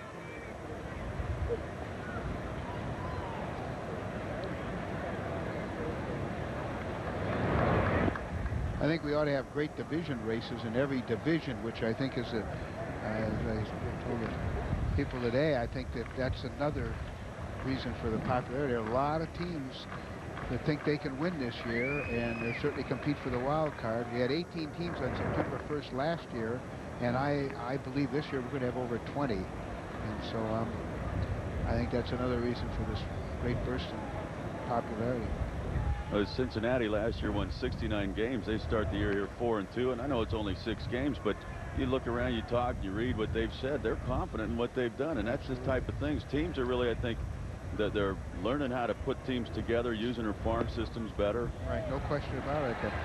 Detroit is remarkable. Marlon Byrd works the walk. He is a one-out base runner. We'll bring on Placido Polanco. Polanco flied out to left. Manager Dave Miley of the Reds, and they're excited with what they have here. They played very well so far.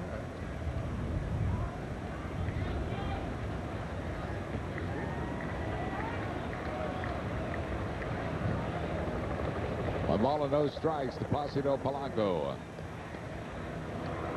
Reds pitchers have not been hurting themselves here in the early going, not giving out free passes.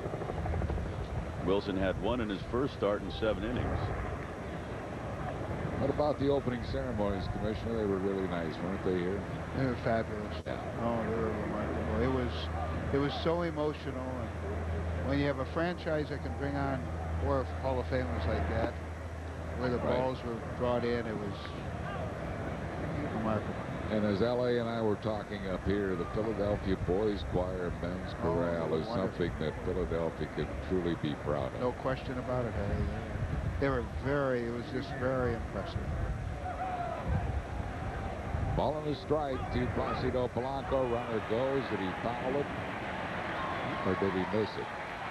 He missed it, so it'll be a stolen base for Marlon Byrd. That's something the Phillies need to do, is especially at the top of the order, is get that running game going. This is the first attempt from first base for any player this year. That was a hit and run. Polanco doing some protecting there. 1 ball and 2 strikes to Placido Polanco. Hit on the ground to shortstop. And Larkin throws out Polanco.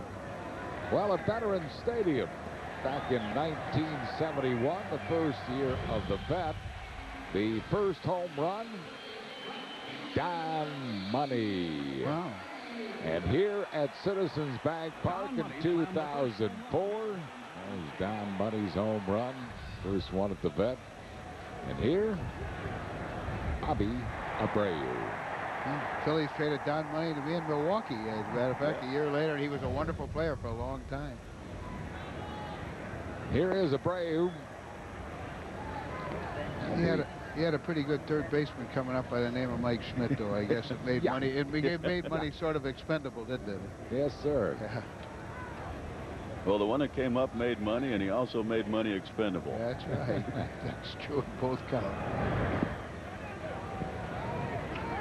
1 ball and 1 strike to Abreu. Bird at second base with 2 outs here in the third. Reds lead it 2-1. Jack Schmidt's number, Jim Bunning, his whiteness, Richie Ashburn.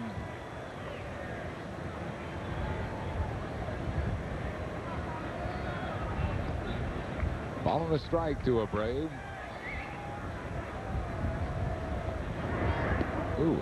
Ball gets away from LaRue, moving up to third base is Marlon Byrd. The pitch was inside, probably should have been caught, though. Abreu hit the home run on a fastball away from him, up a little bit. And Paul Wilson in this at-bat is trying to keep everything in on Bobby. This one just gets away. I think LaRue just missed that, though. He probably should have handled that pitch. Should be a pass ball. Well, the National League East should be a great race this year, shouldn't it? Somebody is going to finally stop the Atlanta Braves, yes, Commissioner. I think that's right. Division. I think that's right. That's well hit for foul. Harry, I think that's right. I think this is the year that looks like the Mets are stopping them this afternoon.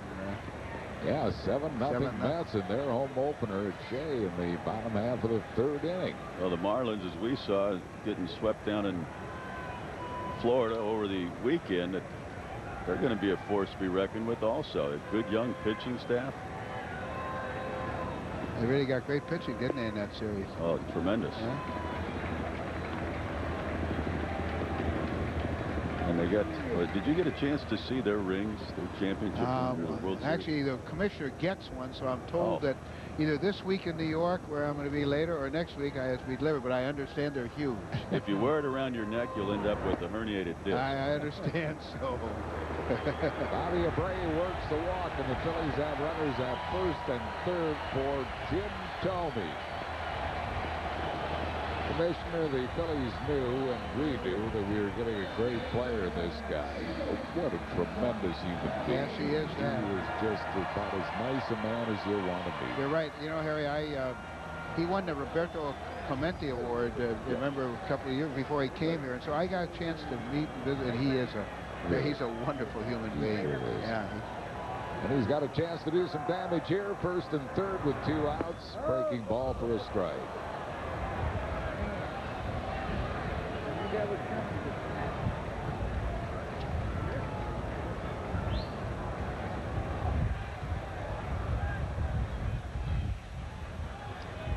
We'll have to hit one a ton to get it out in right field today, won't he? Yeah, but he can do it. Yes, he can.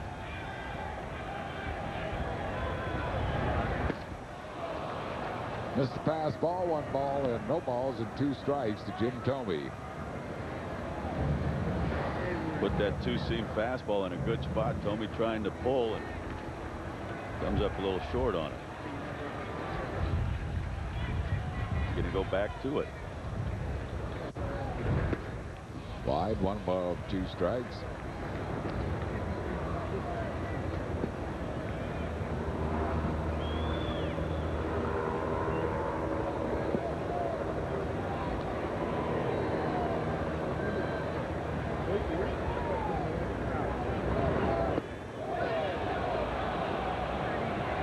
Checked his swing, 2 balls and 2 strikes.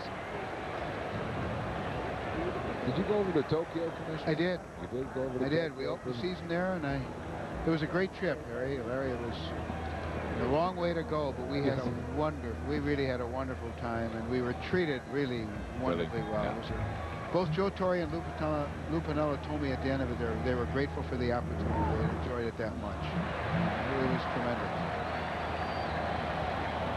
It's a full count now to Jim Thome. Have you readjusted back to this time zone? I have, although for a couple of days afterwards, Larry, it was a little difficult. I would think. Yeah.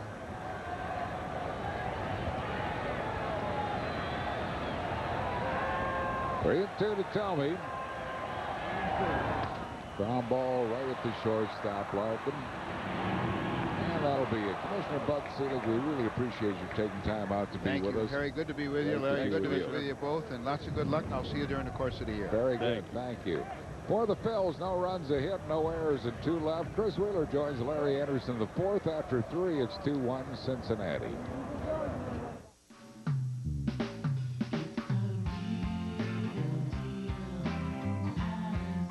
Bank Park. All fans 14 and under get a free inaugural cap, compliments of McDonald's, and the opportunity to see great baseball in a spectacular setting where there's something for everyone. That's the Phillies and the Montreal Expos this Saturday at 1:05. To Jimmy Rollins' first time up. Those guys came prepared. There's an umbrella, a lot of slickers. It's not nice. One thing you'd like to do is get a lead by the time you get to the 5th inning, just in case it starts coming down a little heavier. And the Phillies have a lot of base runners. And again, they had base runners last inning, but that great play by Griffey and the base running mistake by Randy Wolf, they might have had a big inning. There's Junior. How hard did he hit that ball to right? That looked like it was in the upper deck when he hit it. And then the wind just knocked it down, and Bobby Abreu wound up making a spectacular catch. A nor'easter today. The wind right out of the northeast, blowing from right to left. Casey takes a strike. It'll be Casey, Dunn, LaRue here in the 4th inning as this steady rain continues to fall, and a lot of people have tried to head for shelter. There you see it. And a foul off the bat of Casey. Still 1-2. The ball is going to carry a little bit to left field today. Oh, yeah, with that wind blowing out that way. If you're going to hit a homer to right, I guess you're going to have to hit a line drive. Because Junior hit one. Wow. Here's the pitch. And Casey, a hard shot on one hop to Polanco. Placido throws him out 1 away here in the 4th, and he's hit it hard twice. Well, Ron Burke is out here in Citizens Bank Park with a very special guest. Ron? Yeah, Wheels, I found some cover. We have a roof above us. I have Richard Ashburn here. He is one of 37 Ashburn family members brought in for the occasion, including 12 from Nebraska. It's amazing. I guess for you, this is not just a home opener, it's a family reunion. Yeah, I'm seeing some friends and family here that, well, we saw him when Dad got in the Hall of Fame in '95, but we don't see him enough, and we're happy they're here to see this. We were speaking earlier, and it's been documented throughout the course of this broadcast about the presence your father has maintained in the community in general and in this new ballpark in particular. Yeah, it amazes me. He's here with us. I want to look out the center, and I see him out there. But he has stayed with since it's been almost 7 years since he passed away, but he's still here every day. Somebody will say something about him. Well, the legacy is in full force today and beyond. Thanks so much, Richard. Enjoy the rest of your day. Thank you. All right, Richard Ashburn. Let's go back to the guys in the booth. I said it earlier. It's neat seeing Richard there with his dad's old jersey on, the old Phillies uniform, #1.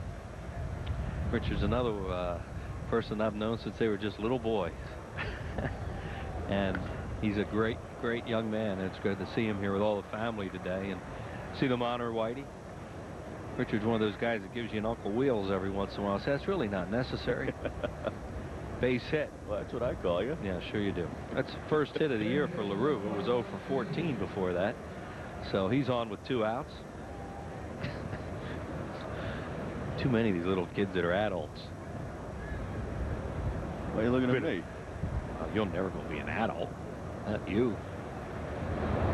You're only young once, but you can be immature forever. And that definitely is proven. Brian Friel got himself a base hit and an RBI. Good base running by Dunn to score from second base on that play in the second inning. That's a go-ahead run at this point. Now a 6-game hitting streak for Friel. And down low. Randy Wolf retired him in order in the 3rd inning, helped out by the wind on that 1 ball hit by Griffey. But he doesn't appear to have as good command that he usually has. He's missing in with his fastball and his off-speed, his curveball. He's bouncing up to the plate. He's not been consistent with it. Tough day, I guess, for a field pitch. Yeah. And a curveball, Andy, being a field pitch.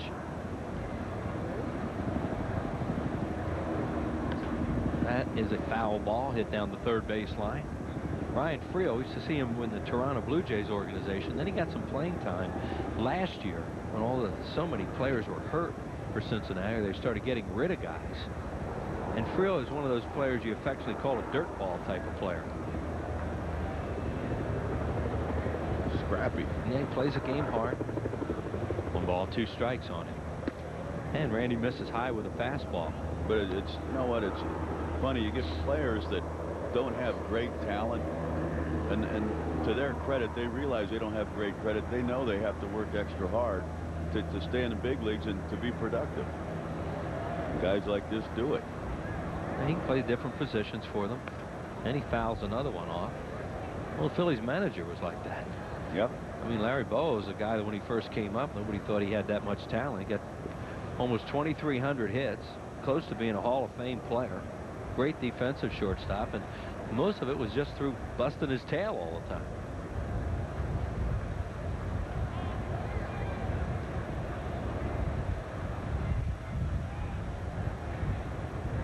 Where'd you fit in there? That part of it? Yeah. Perseverance. Hey. Perseverance. That kid yesterday, Phelps yesterday, reminded me of you, all kidding aside. When I looked at Phelps's record, spent all those years in the minor leagues, and got himself to the major leagues. You went through that. I had 9.5 years in the minor leagues.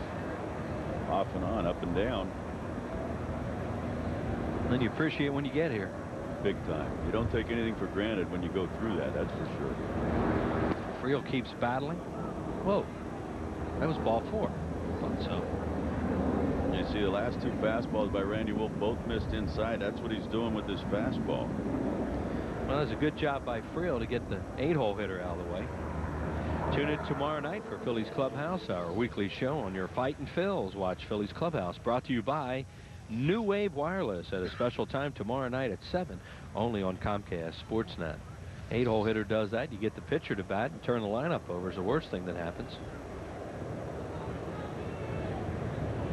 And Wilson gets jammed, fouls it back. He sacrificed his first time up, put down a good bunt. 65 pitches now for Randy Wolf here in the 4th inning. As we talked about earlier, trying to keep his pitch count down. And ideally, you want to try and get the hitter out in the first 3 pitches. Obviously, you're not going to do it all the time.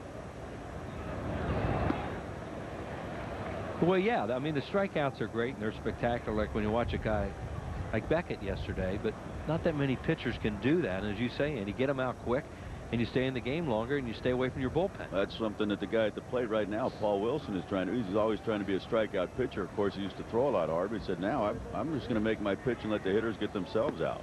And Randy strikes him out. No runs a hit, and the Reds lead 2 men on base. We're through 3.5 in the first game ever here at Citizens Bank Park.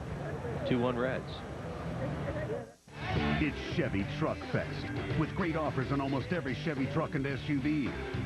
Trailblazer and Trailblazer EXT have more horsepower than Ford Explorer and Jeep Grand Cherokee. And now you can get $3,500 cash back plus $1,000. 2,700 nonstop daily flights to 59 destinations all across the country.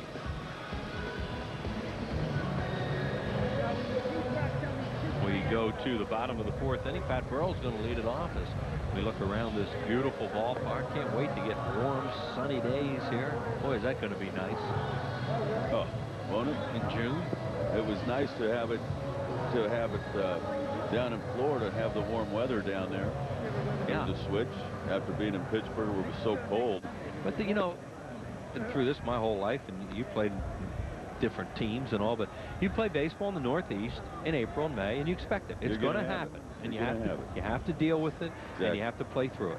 It's one of those things. I think players would much rather play through this than sit around and wait for a couple hours and see if it's going to clear, and then you start the game and then you're off. And I mean, they'd much rather be in these conditions and starting the game on time than delays and anything like that. Right.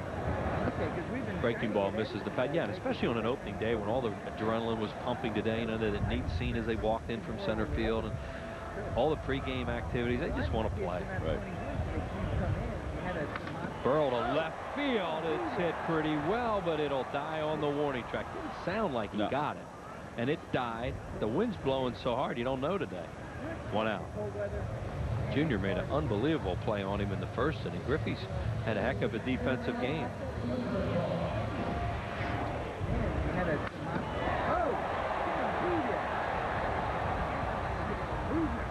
You could kind of hear on the crack of the bat, just it wasn't that real crack that you're used to hearing when it's crushed. The way that wind is blowing out there, I mean, those flags right now, as hard as blown all day, are just standing straight out. Look at that. So you're going to get some help to left and left center. Lieberthal takes it low. Mike lined out the Dunn his first time up. He hit it hard. He's hit some balls hard in that 1st inning and then the 2nd inning. They trail the game 2-1. The Reds have out hit them 4-3. Oh, we saw the numbers on Wilson early in the game, the 1st inning versus the rest of the game. Big difference. It's amazing how many pitchers that happens to.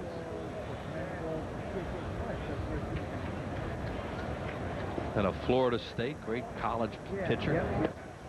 And at one time they had Isringhausen, Wilson, Pulsifer did the Mets, and they thought they were set for a long time, and they all got hurt. Yep.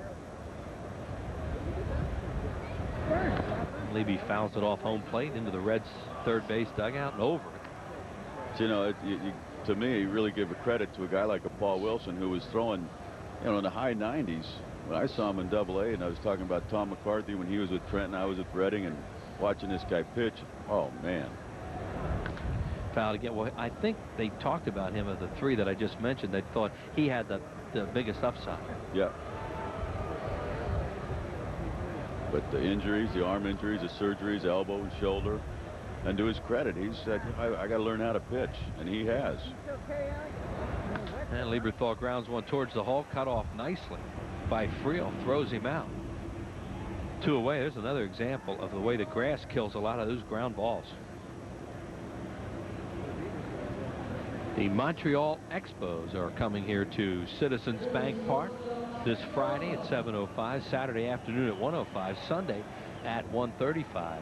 Saturday is the inaugural cap from McDonald's, and Sunday schedule magnet from Southwest Airlines. 215-463-1000, anytime online at Phillies.com. Jimmy Rollins grounded out his first time up. We are in the fourth, and a strike call to Jimmy. This seems like a type of infield. If Jimmy Rollins wanted to put a bunt down, this would be the place to do it, because that grass is thick and it's just going to slow bunts up. Changeup. It's thick and it's wet, and that ball that Lieberthal just hit is a base hit a lot of times. Yep. Now, they don't know exactly what this turf's going to be like all year. They don't know what the surface, how they're going to do it. But right now, this time of the year, it's going to be slow. That hit the mound right to Jimenez, and he threw him out. 1, 2, 3. No runs, hits, errors, and nobody left on base. Still 2-1 Reds.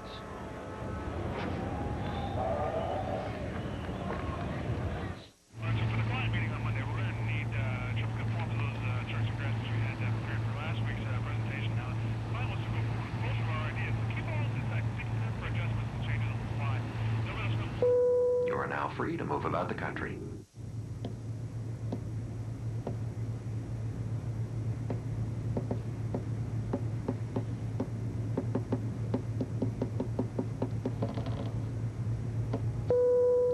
Free to move about the country. Tired, stressed, overworked. Relax in your own therapeutic hot tub from AdventureSpas.com. Forget chlorine or bromine. Get Serena Pure, our exclusive 100% chemical-free water purification system that makes owning an adventure spa easy.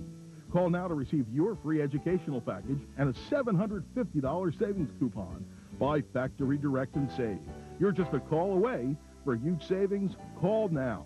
AdventureSpas.com, earth-friendly hot tubs.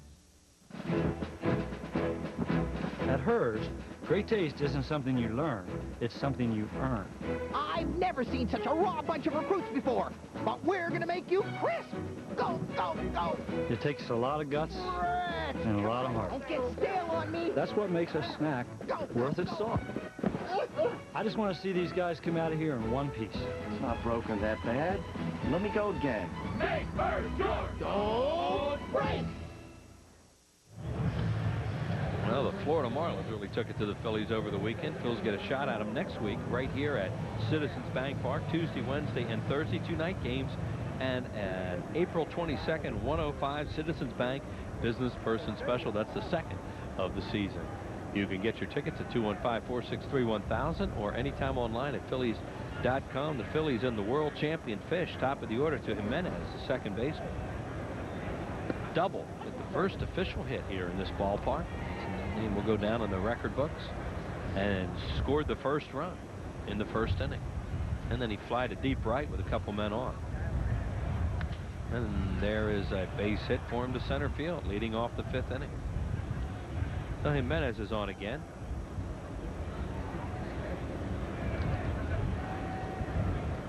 Ron Burke is out there in Citizens Bank Park with some special fans. Ron? Now, I'm telling Pat Wood here, I love what you've done with the place, Pat. He of the Wolfpack, he's a spokesperson for this group, which has really gotten a foothold here in Phillies lore. You guys support Randy Wolf as the Wolfpack. How do you think he's doing today? He's doing all right considering the weather. I don't know what it is about when he starts, but it seems like it rains 70% of the time. You know, I actually talked to him a little over a week ago, and I said, don't worry, 70 degrees, opening day. He shouldn't listen to you. Didn't go that well, no. Well, I don't offer pitching advice either, thank God. As I came up, you guys were doing one of your dances, and it's amazing to actually be up close and personal to you here. How do you like your spot here at the new ballpark? And your vantage point is great, right here in right center. What are we on this? About the second deck here? Second deck.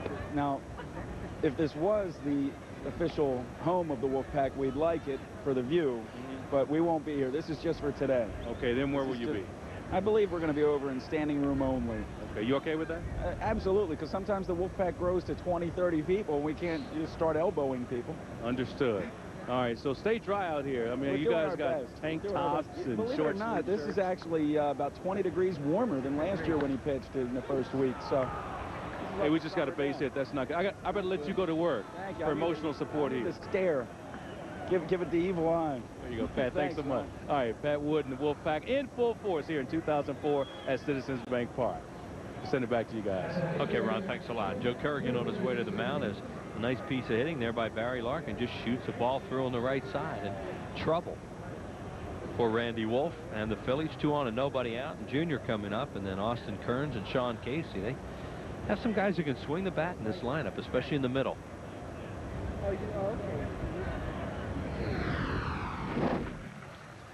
It's time now for the Rico defensive play of the game. Great play by Ken Griffey, cutting his shot into the gap, cutting it off. That's tremendous, but he pops up in a strike to second base, and Randy Wolf got caught in no man's land. And that was more of a base running blunder than anything, but it was made possible, or you got into it because of that great play by Junior in left center. How well do you print, copy, scan, or fax? How well do you share? Rico, our Rico defensive play of the game by Ken Griffey Jr.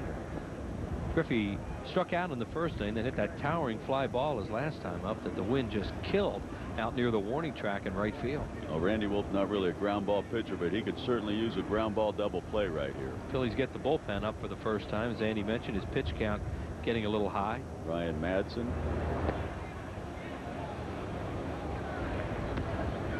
2-0. There's Madsen. The Phillies now with the lower level bullpen.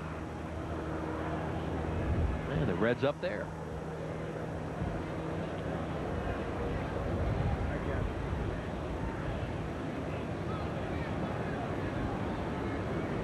Big pitch here for Wolf to Griffey. And he lines it to left field. That could be trouble. It is one hop off the wall. 1 run scores. And they'll stop Larkin at third. Griffey doubles in a run. It's 3-1. And runners at second and third, and nobody out. He's been behind in the count. He's not getting any of his pitches over consistently, and that's what's hurt Randy Wolf. 2-0 count. Junior just sitting on a fastball, gets a fastball, hits it the other way, and drives in a run. His 5th of the year. No, Austin Kearns will bat. Has struck out twice. Phillies have to play the infield in here in just the 5th inning, down already 3-1, and not scoring many runs, and also playing in the rain. And Kearns hits one to third. David Bell will hold Larkin. Throws him out. Boy, a nice play by Thome to get back to the bag. 1 away. One of the things that David Bell, from that tendonitis in the spring, he said on cold days, it still gets to him a little bit. This ball's hit fairly hard. David Bell gets over there, looks at the runner, Larkin, he stays at third, but then a high throw, a nice play by Thome in recovery. But David Bell says, I got to make some throws, make a lot of throws in between innings. Once I get it loose, it's fine, but now you're sitting out there in this cold weather and you don't have any plays, you don't have any throws for a while, and it probably has a little bearing on it. Sean Casey, the batter. This guy hardly ever strikes out. And he flies one to left field. Burrell makes the play. Larkin tags and scores. And the Reds have another run. And they lead it 4-1. Give Casey a sacrifice fly and an RBI. His 8th run batted in. Very tough guy to strike out. Well, the Reds with 7 hits here in the 5th inning, or up into the 5th inning, and coming into the game, they were only 1 percentage point ahead of the Phillies in hitting for an average. 226 was all they were hitting. They hadn't been hitting a lot. They've had good pitching, is why they've been winning. Yeah, they come in 4-2 and lead this game now 4-1, 4-2 in the 1-loss record. Dunn, the batter, doubled to center and scored a run in the 2nd, and fly to Burrell in left. So the first 3 batters in this inning get on with hits, and 2 of them have scored. Griffey still at second base, and Barry Larkin in his 19th season knocks in run number 2 of the year. There's Junior.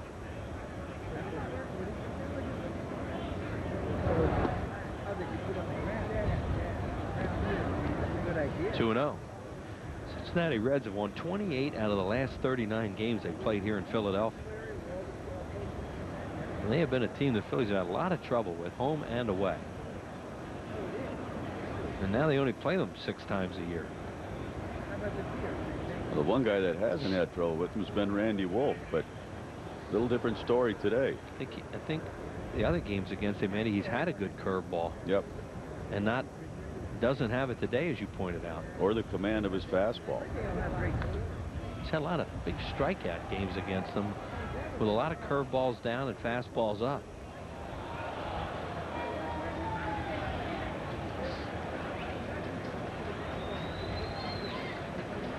Out off to the club level below us.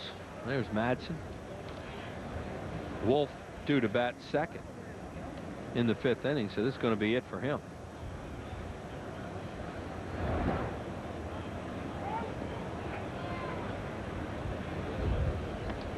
Four 7-0 for the Reds, 1-3-0 for the Phillies in the first official game here at Citizens Bank Park.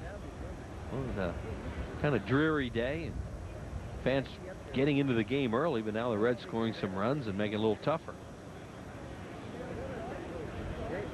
I have it in my house. And he walked. So Dunn a base runner with 2 outs, and Jason LaRue will bat a perfect game. He's walked and singled. They don't want to make a pitching change right now because they want Madsen to pitch some innings when he comes in. Well, they'd like to get him out, and you know, you don't want to use a pinch hitter or make a double switch this early. Right.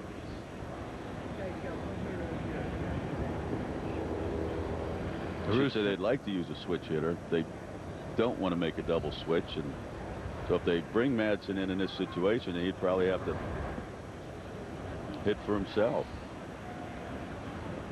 But down 3 runs, and as you said, not scoring a lot of runs, you also don't want that pitcher up there hitting. Nope. There's Madsen, who will come into the game, and they hope it will be in the 6th inning and that Wolf can get out of this. 7th batter here he faces in the 5th.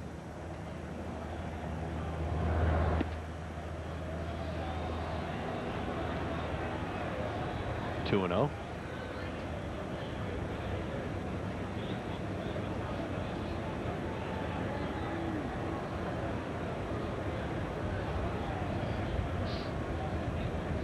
LaRue was 0 for 14 to start the season before singling in the 4th.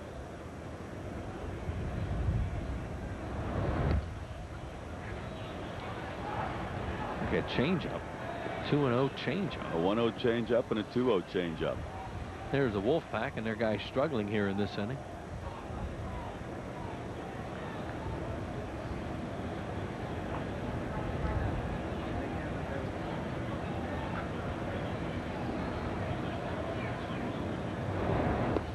Gets it over.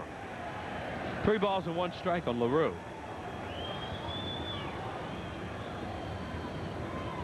You can't even hardly see home plate. Need a towel to clean it off today. The old whisk broom's not going to help.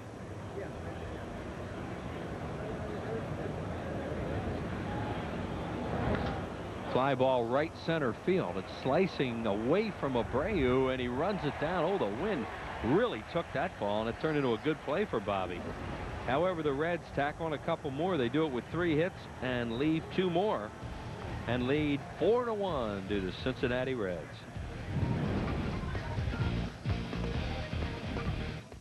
With all our differences, isn't it remarkable that so many people love the same car, the Toyota Camry? Why is it the #1 selling car in America? Well, Camry is quick and agile. That appeals to a certain kind of driver. But it's also stylish and fun, which is very popular. And everyone loves its famous reliability. And right now, Camry comes with 1.9% financing or $1,000 cash back. And I don't think anybody's going to turn that down. So see your Toyota dealer. With 17 models to choose from, which Toyota is perfect for you?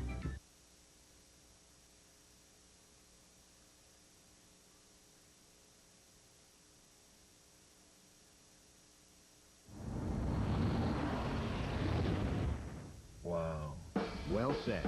The 260 horsepower SRX V6 performance utility. Cadillac. Breakthrough. Visit your Super Network Cadillac dealer for this attractive offer. See dealer for residency restrictions. New Jersey drivers, somebody's been getting a free ride at your expense. Auto insurance fraud criminals. They've been a costly burden on good drivers. Well, their party's over. New Jersey's tough new auto insurance laws are working. Insurance companies have more competition, so you have more choices. Rates are down for over 1 million drivers, and prosecutions are up 50%. So the criminals who commit fraud are getting another ride. straight to jail. Insurance fraud hurts everyone. We're not tolerating it, and neither should you. Comcast Sportsnet is your place for Flyers playoff action tonight at 7. Watch game number 3 against the Devils. Wednesday, it's game 4. And don't miss Flyers post-game live after every playoff game. It's right here on Comcast Sportsnet. Flyers have had 2 terrific games and lead that series 2-0 as they won them both here in Philadelphia. And they'll head up to the Meadowlands to play game number 3 tonight. We'll be sure to tune in. David Bell will lead it off. Grounded out his first time up, 0 for 1. And then a pinch hitter for Randy Wolf, and looks like it's going to be Ricky Ledet.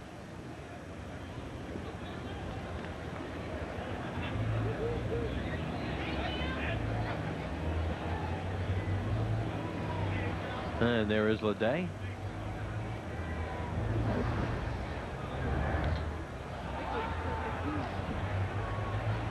Shallow right field. Second baseman Jimenez to play, 1 out.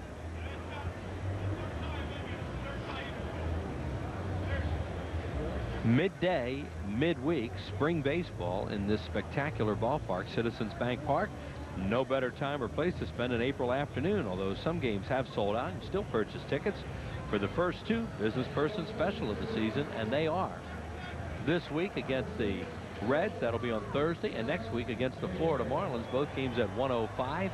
Compliments of Citizens Bank. 215-463-1000. Now Doug Glanville with nobody on base will be the pinch hitter. Larry Boa sent Ledet up there. If you got a base runner, try and send Ledet up, maybe get a 2-run home run. Now Doug will bat, and he takes strike 1. At 333, he early in the year knocked in a run the other night in Florida.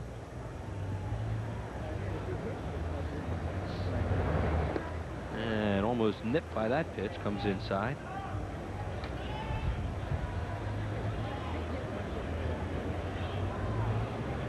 One ball and 1 strike on Doug Glanville. Outside, 2-1.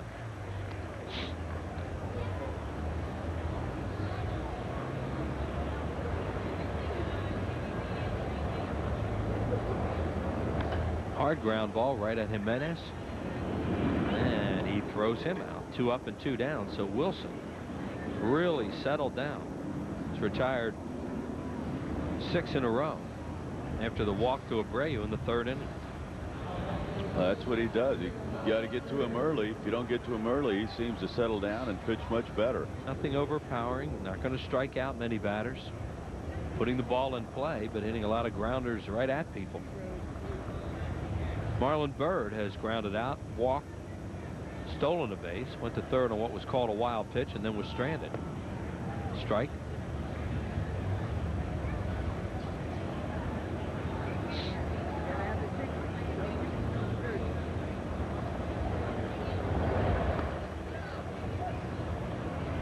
Up high, a ball and a strike on Byrd. 2 outs and nobody on base here in the 5th inning.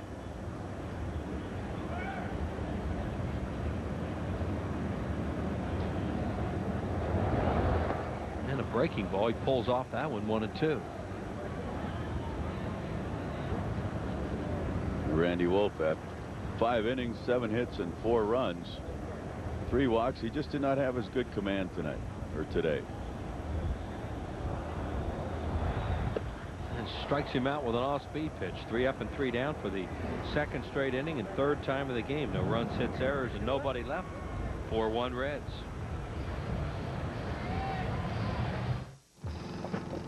Americans are hard-working people, but they also treasure their free time. That's why most people have outdoor power equipment with high-performance Briggs & Stratton engines inside. They start easily and have the power to get the job done quickly. In fact, they've been helping Americans make the most of their free time for nearly a century. So be sure there's a powerful Briggs & Stratton engine inside. Briggs & Stratton, the power that works for you. Say, What are you guys doing? eating kitchen fresh chicken? Wait. I leave for 2 hours and you all get my mother over here to cook you kitchen fresh chicken? She's working over a hot stove just to make your precious KFC. Kentucky Fried Chicken is kitchen fresh.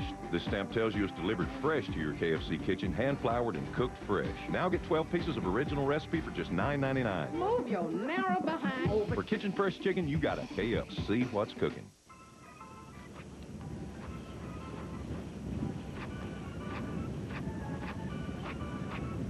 There are still seats available, so get in while you still can. Order now.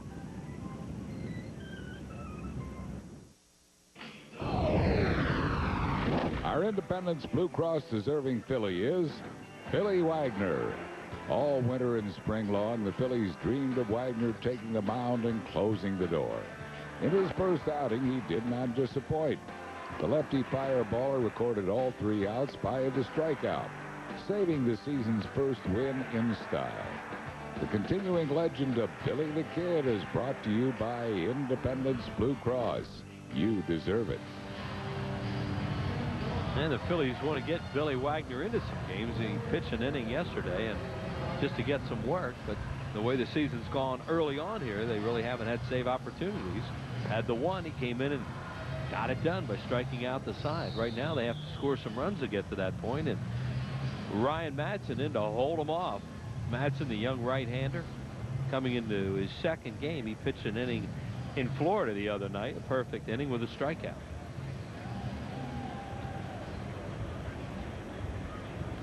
He will face the 8-hole hitter Ryan Friel, the pitcher Paul Wilson, and then the top of the order D'Angelo Jimenez, who has scored a couple runs.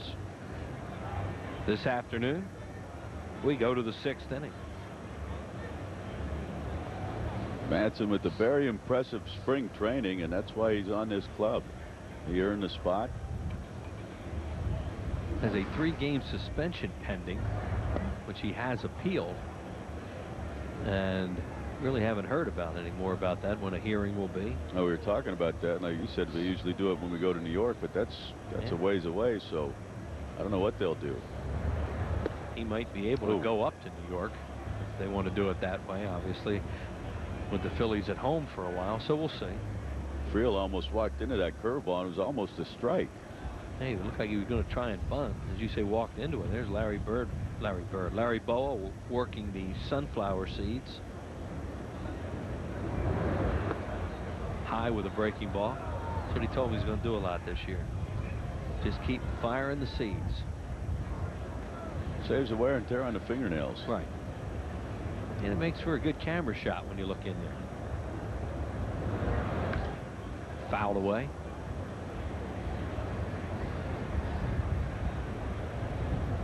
Still a lot of people in their seats, but more and more people have headed for some shelter, and there's some areas where they can walk around this beautiful ballpark and still watch the game and be under cover, especially on the concourses. Just a light sprinkle, almost misty. Nevertheless, it's moisture coming down. Yeah, it's not as hard as it was earlier in the game. It's just kind of cold and raw here today. But the rain really not that much a factor at this point. So that's easy for us to say, under cover.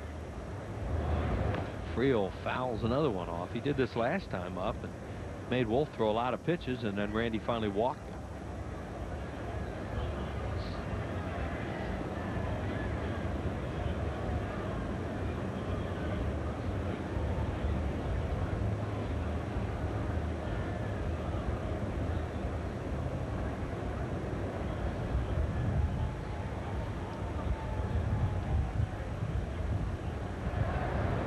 Got him.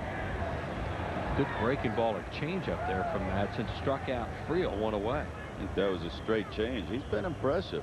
Watching him this spring, we didn't get to see him but one game last year. That's a good changeup. And he's got down with his sinker, a good curveball, good command of that changeup. Changeup from up here a lot of times looks like a little slider. He is right over the top with his pitches. Misses there, ball one to Wilson, who has sacrificed and struck out. That's where he gets his good sink, though. When he's on, he stays on top of that sinker. He gets on top. It's forced him here throw up there 92, maybe 93, but his sinker 90, 91, and when he's down with it, he's got good movement on it.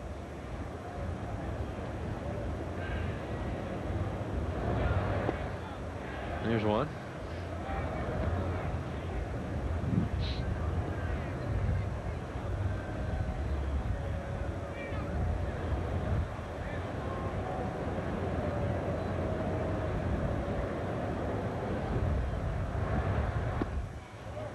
2-1. Wilson, an .093 lifetime hitter. They're using that umbrella there to block the wind more than anything. Yeah.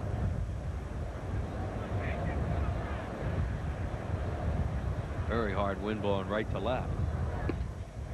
Oh, no, a little high. 3-1 now on the pitcher Wilson.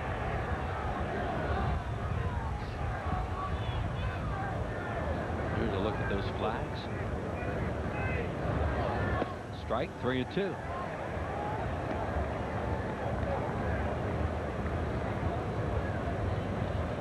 Still catch yourself just looking around here.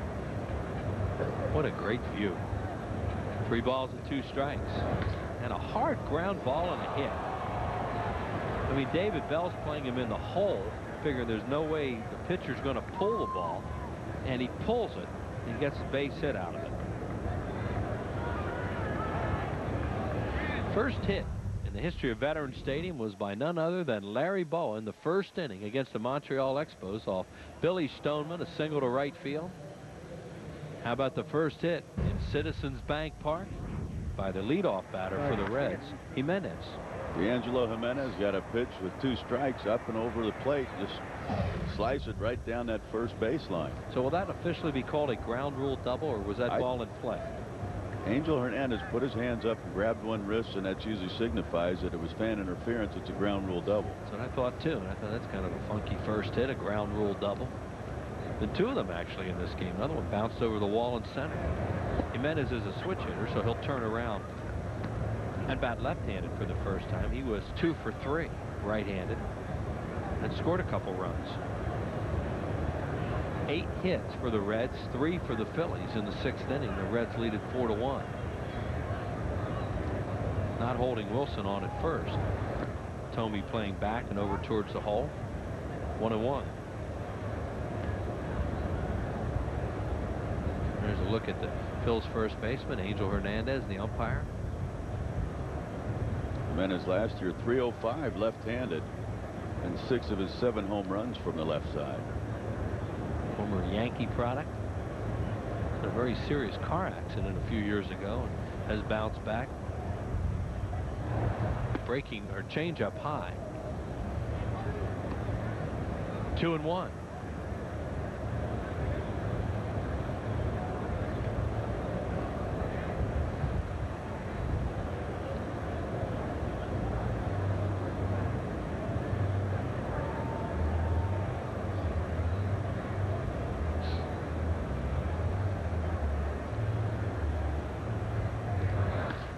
Could be 2.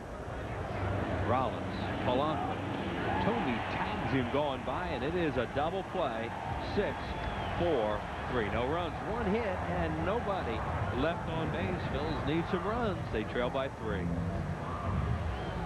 It's now or never.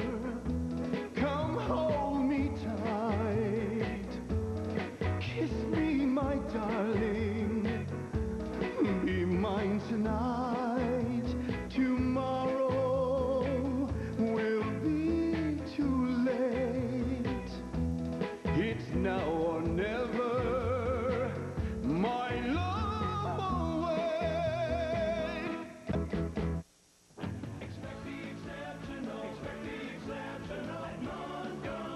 Looking at Nissan? You're so close to your best buy ever at Montgomeryville Nissan. Miles ahead of the rest in exceptional savings. And just money-saving minutes from you. On Route 309, just minutes above the Port Washington exit off the PA Turnpike, just below the Montgomery Mall. Montgomeryville Nissan. Savings and care that's exceptional and beyond. Montgomeryville Nissan. Close to you with your best buy ever. You want a big selection. You want the best low price. You want great service. Hi, this is Jeff Gordon, and I want you to go see my good friends at Berge Chevrolet. Save up to $7,000 off MSRP during Berge's 80th anniversary celebration. Over 300 vehicles available. Berge's is the largest Chevrolet dealer in Montgomery County. Now that's a deal you need to move on. They're better, they'll prove it, and you deserve it. Berge Chevrolet, where cars and trucks cost you less. Phillies baseball is brought to you by your Quality Plus Ford dealers. by Thomas Jefferson University Hospital. Call 1-800-JEFF now. And by your Key State Chrysler Jeep dealer.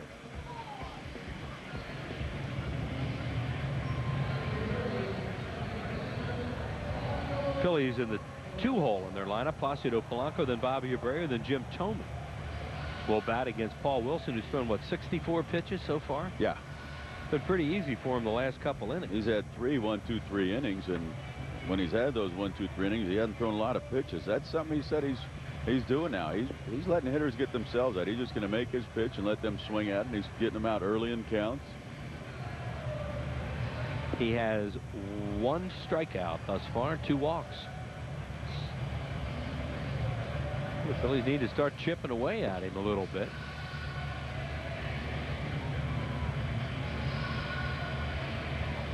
Hey, Phillies fans, visit Phillies.com, the #1 site for live game pitch-by-pitch coverage, MLB TV and MLB.com.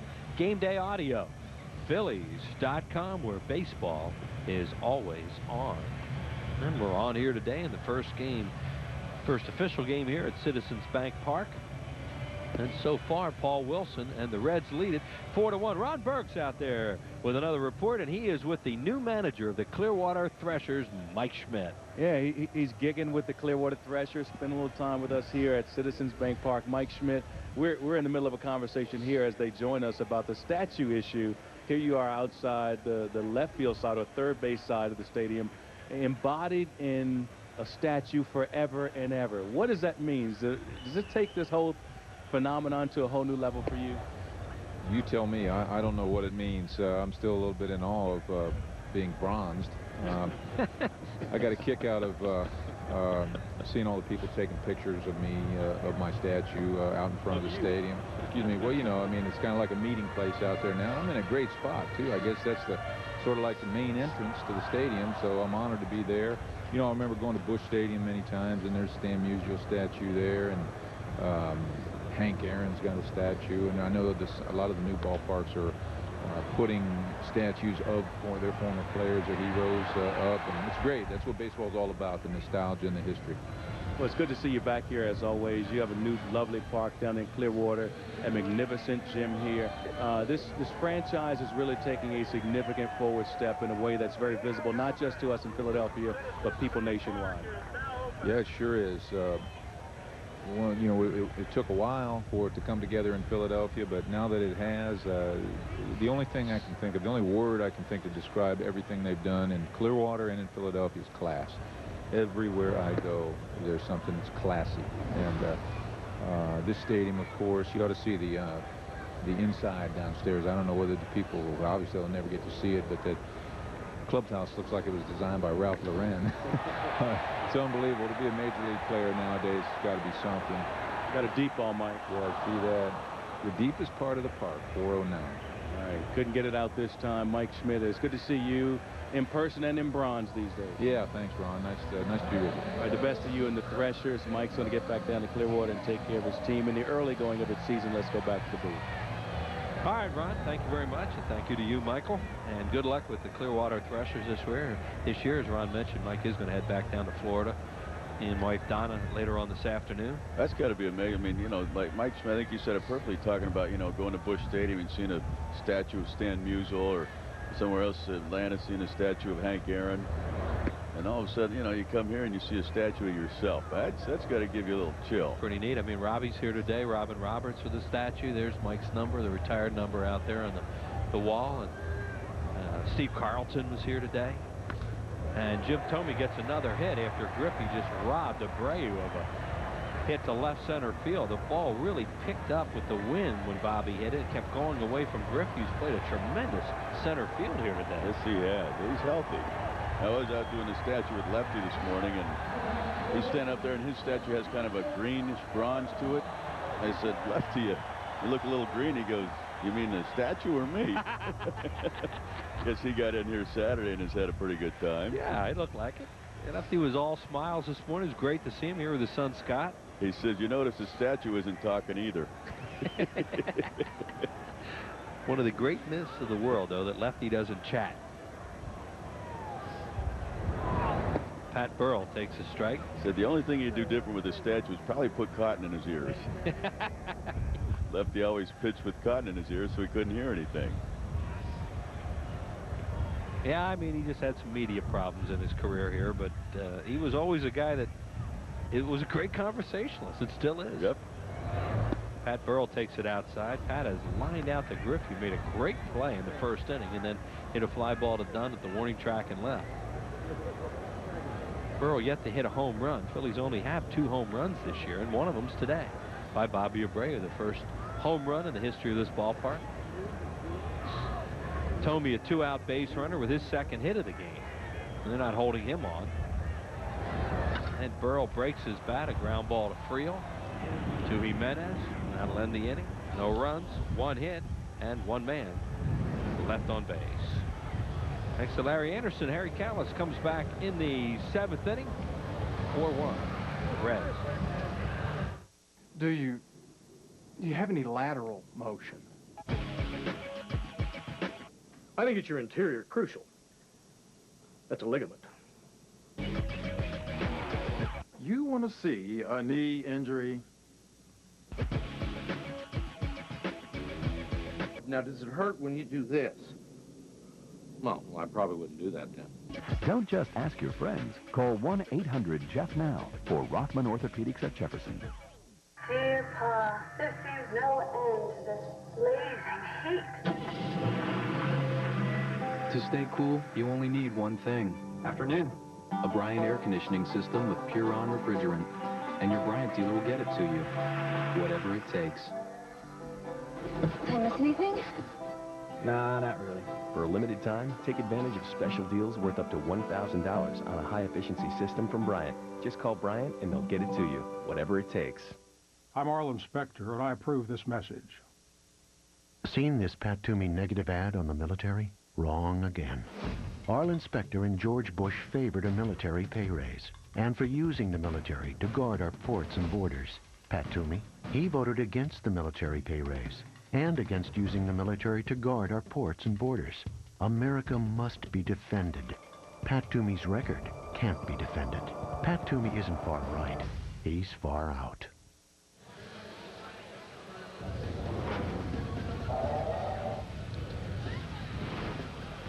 Well, after 6 innings, here is the game summary. It's pretty much just Cincinnati. Jimenez gets the first hit and run here at Citizens Bank Park.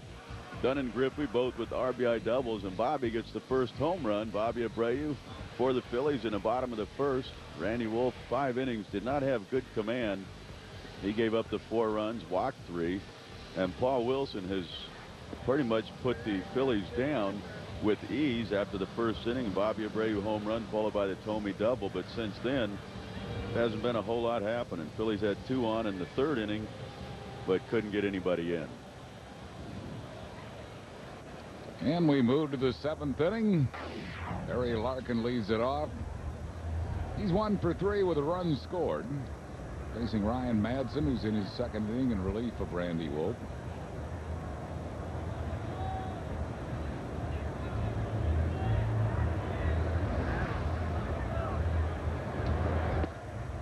On strike to Barry Larkin.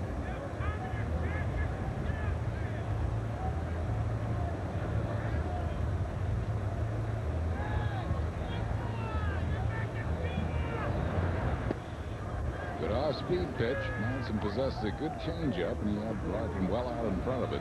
He's got good command. He's got all 3 pitches. He's got a good curveball, and that changeup's a very good pitch for him. Tapped to 3rd base and thrown out at first. That is Juan Castro, who's come in to hit for Larkin. Okay. So Castro is retired, and he'll bring on Ken Griffey Jr. In the game summary, you could also say that this guy has played outstanding center field. Really.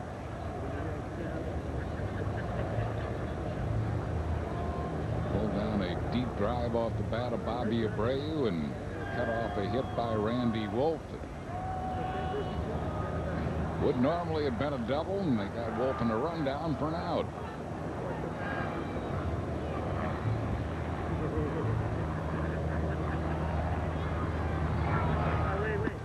1 ball and no strikes to Griffey. And another thing that was a leadoff hitter of the inning was Randy Wolf's base hit. Right.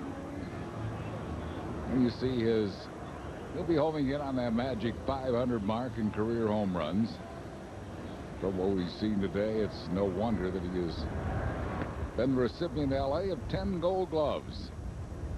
The thing is, you know, in the National League, people just haven't seen him that much because he's been hurt so much. When he's healthy, he can still run him down. He's got a lot of hamstring problems, leg injuries. His daddy wasn't a bad ball player either. No. 2 balls and a strike to Ken Griffey Jr.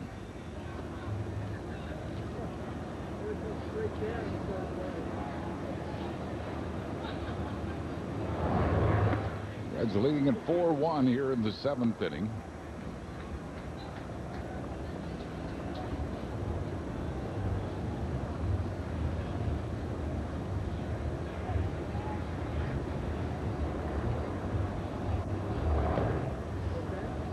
And Griffey draws the walk. First surrendered by Madsen. It'll bring up Austin Kearns. Citizens Bank has recognized this group of fans as the Citizens 7. These lucky winners each will receive a convenient prize pack courtesy of Citizens Bank. Log on to citizensbankpark.com to learn more about the not your typical ballpark. Citizens Bank, the convenient way to bank, with the most 7-day branches in Philadelphia. Here's Kearns. He has twice struck out and grounded out. Good breaking ball. 1 strike to Austin Kearns.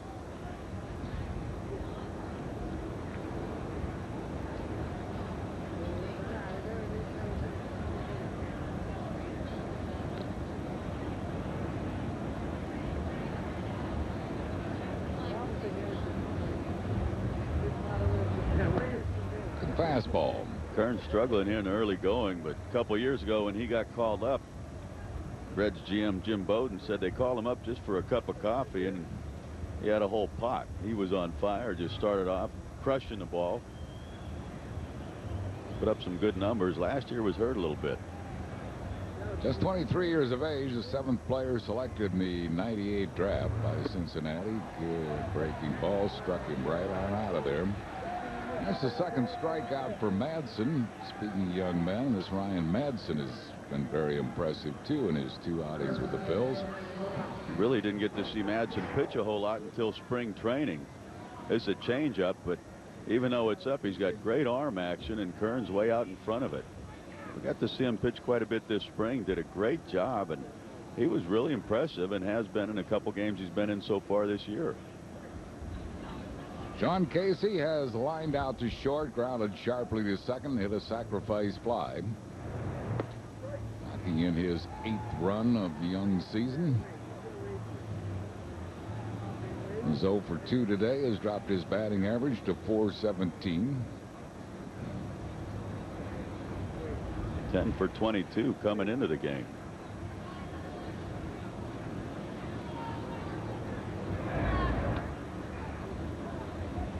Ball on a strike to Sean Casey.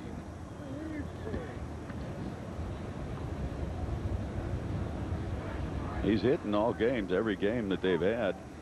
6-game hitting streak for him. But Casey's always been, the last few years anyway, very good first half hitter, and has slowed up more so in the second half of the season. Hoping to try and keep that consistency going throughout the year.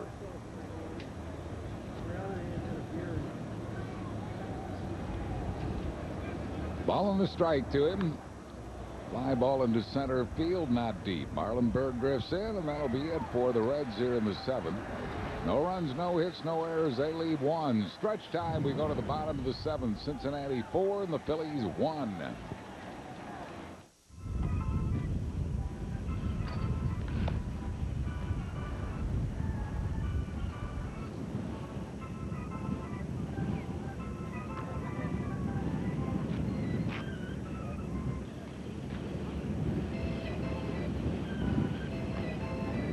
There are still seats available in the new Citizens Bank Park.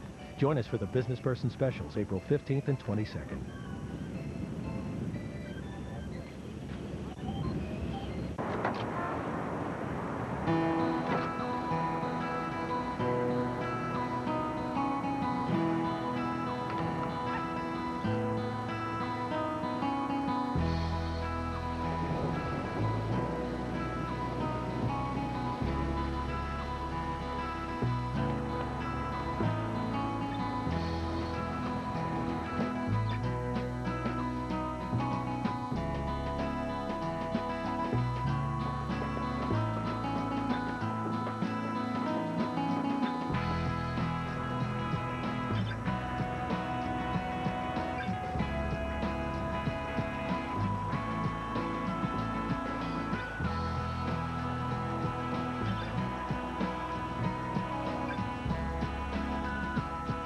We think it might be catching on. Hi, Mr. Riley. Come on in. Thank you. What can we do for you today? But maybe it's just us. Tonight at 7, the series switches to the Meadowlands as the Flyers and Devils continue to battle for the right to move on. Followed by Dodge Presents Flyers Postgame Live. Flyers Devils Game 3 tonight at 7. Every day is game day on Comcast Sportsnet. Our Dodge Sun fans trivia quiz today. What was the Phillies' record in Veterans Stadium openers? Well, the answer, 14 wins, 19 losses. First Phillies fan with the correct response was Mike Broadhead of Bethlehem, Pennsylvania. Congratulations, Mike. You're the winner of a Phillies prize pack. Thanks for playing Dodge Stump the Fans. Bottom half of the 7th inning. It's 4-1 Cincinnati. Phil's trying to get something going offensively here. Paul Wilson. Well, Ron Burke is standing by with the man who I'm so pleased with because he brought me here to Philadelphia in 1971. Phillies chairman William Yale Giles. I'm forever grateful to William Yale. Ron, take it away. I'll pass that along, and I'm sure he knows. Harry Callis saying he's so grateful today that you brought him to Philadelphia so many years ago. Well, that was one of my better decisions when I brought Harry here. Well, it was a home run, and so is this ballpark. It began, what, about 10, 12 years for you, this dream that this could be done in Philadelphia by this franchise?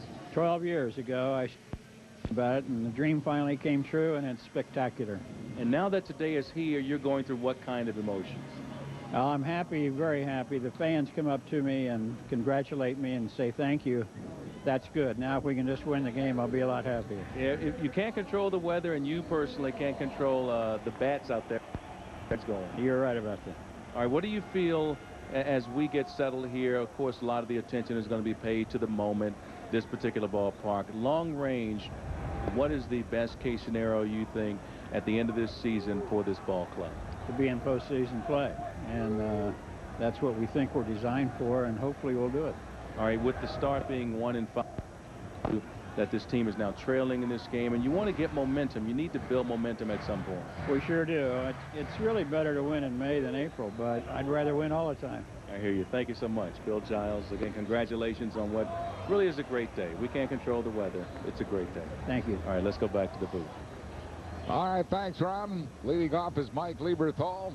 Lieberthal, a ball and 2 strikes. He's lined out and grounded out. Line drive. Oh, it hangs up for Adam Dunn. He puts it away, 1 down. I think one thing the outfielders can do here is play a little bit shallow because the ball seems to carry pretty good to left, so you'll be able to play in a little shallow or something over your head. Probably going to be out of the ballpark. This ball just stays up. A hard hit ball. Adam Dunn comes in, makes a nice play. Here's Jimmy Rollins. He's been up twice. Twice he is grounded out.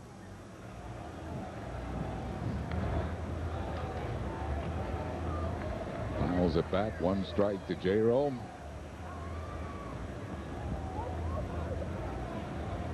Phillies just not able to get on track offensively.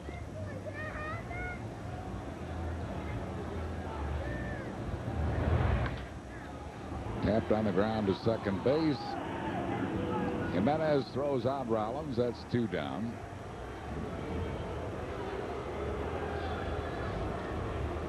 It'll bring on David Bell.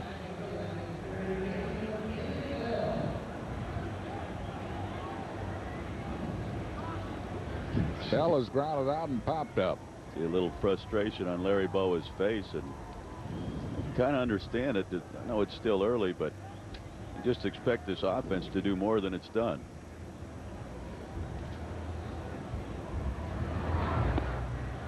One strike to Bell.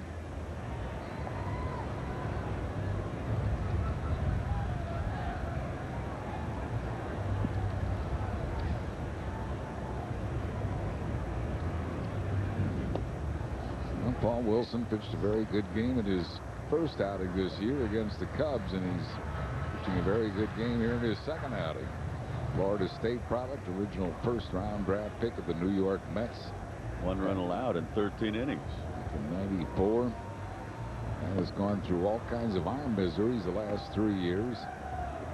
He's missed parts or all of the last 3 seasons with shoulder and elbow problems, but evidently he has those conquered because he's pitching very, very well. It's made him a better pitcher, actually. He's had to learn how to pitch. Before, he was a hard thrower with just great stuff, relied on his stuff. Now he's got to rely on his smarts. Bell goes down swinging. It's a 1, 2, 3 innings. Strikeout number 2 for Wilson. No runs, hits, errors, and none left. And we go to the 8th inning with the score: Cincinnati 4 and the Phillies 1.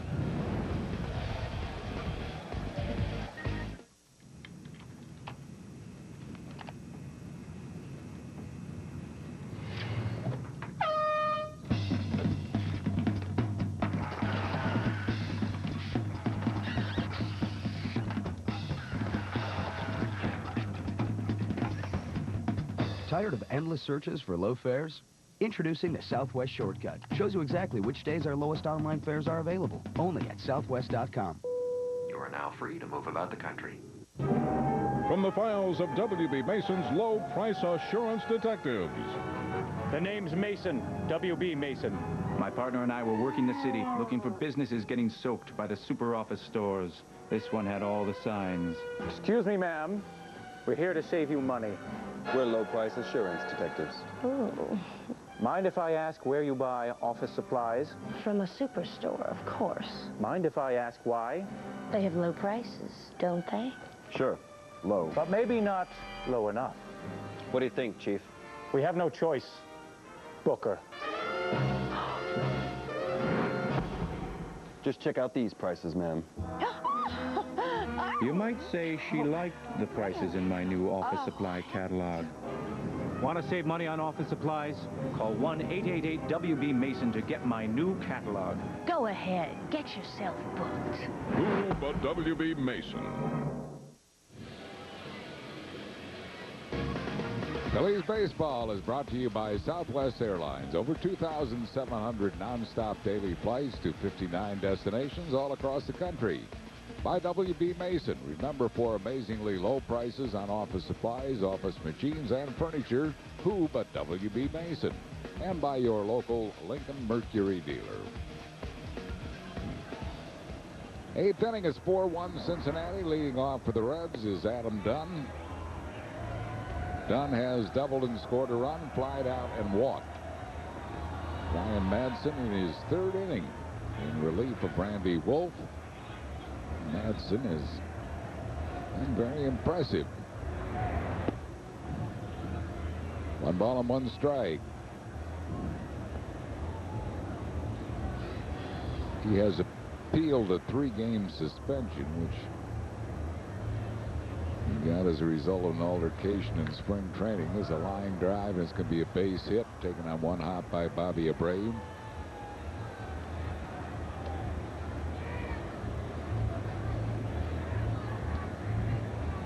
Cincinnati leading it by a score of 4-1. They're the longtime voices of the Cincinnati Reds. Hall of Fame broadcaster Marty Brennaman on the left, and Hamilton Joe Nuxall on the right of your screen. This is going to be Nuxie's last year after 38 years in the booth, also 16 years as a pitcher for the Cincinnati Reds.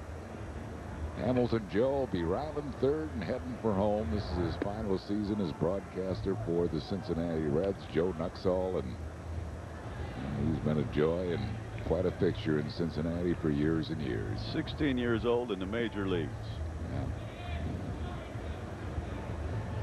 Come on, Hamilton Joe, you're too young to be retired. Here is Jason LaRue.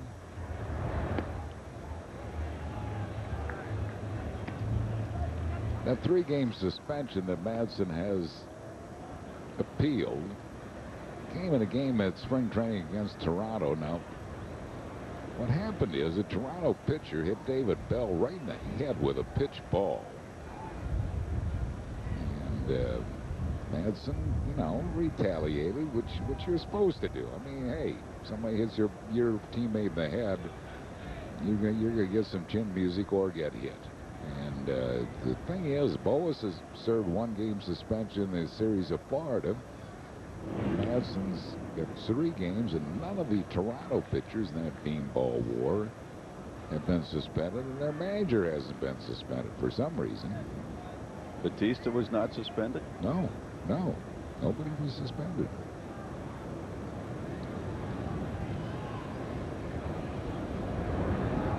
I guess that beanball war was all the Phillies' fault, since their pitcher hit Bell in the head to start it, and yet it was all the Phillies. Well, Batista, even after that, after warning, apparently there was a warning, hit Sean Wooten right in the chest with the fastball, and still nothing.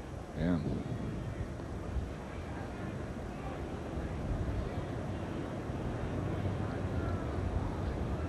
1-2 the count.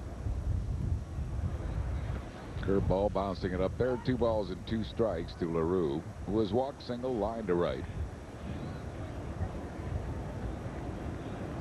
We're in the 8th inning.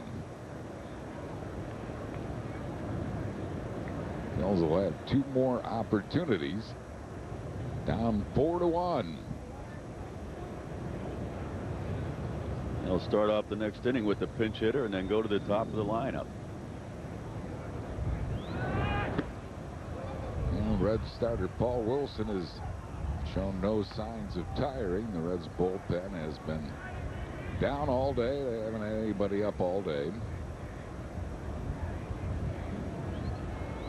Telemaco is going to get up now for the Phillies and start throwing.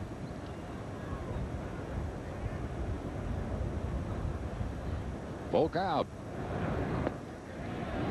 Good pitch. There's a changeup, and he struck him right on out of there. He gets his 3rd strikeout, does Brian Madsen. 1 down here in the 8th.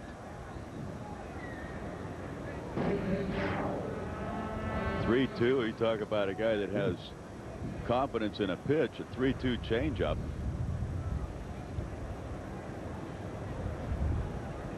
Here's Ryan Friel. He is singled to drive in a run, walked and struck out.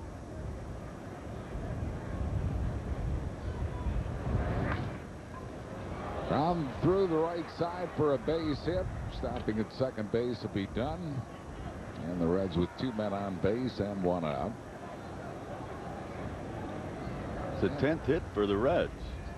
He came in not swinging the bats that well. They hit some home runs. 4 by Dunn and 2 by Junior Griffey, but other than that, they really hadn't been swinging the bats that well. Here's Paul Wilson, the pitcher. He'll be up there probably to sacrifice. He has sacrificed. He has struck out and he has singled.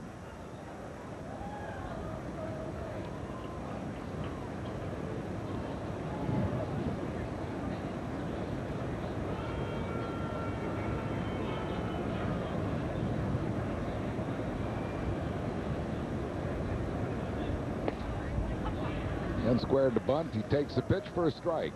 1 strike to Paul Wilson.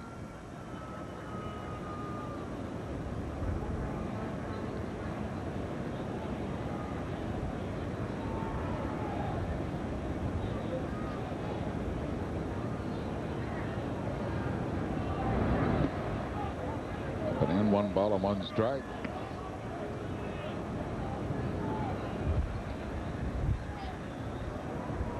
Third base coach Mark Berry going through the signs for Paul Wilson.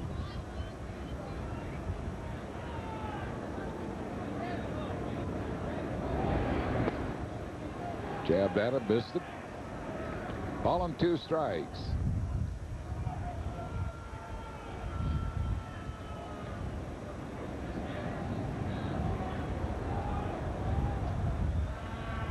Reds came into this game with a 4-2 record, leading the National League Central Division. Bunting foul, so he's a strikeout pitcher. That'll be the 4th strikeout for Madsen. I'll bring up the top of the order, D'Angelo Jimenez. Jimenez has doubled, flied out, singled, and grounded into a double play. He has scored 2 runs.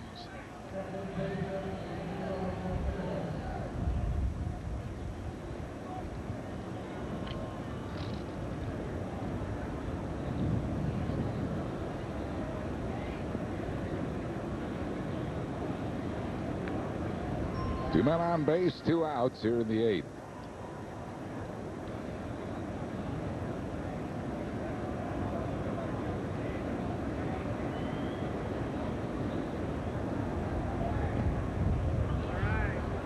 Nice recovery by Lieberthal, and that ball in the dirty backhanded popped right up into his hand. Dunn had thoughts of taking off, but it's a good reaction by Lieberthal. He's a little bothered by his knee in that collision in yesterday's game, and Larry Bow wanted to make sure when Lieberthal got to the park that he was all right. It seems to be the way he's moving back there. He's a foul on the first base side. 1 ball and 1 strike to D'Angelo Jimenez.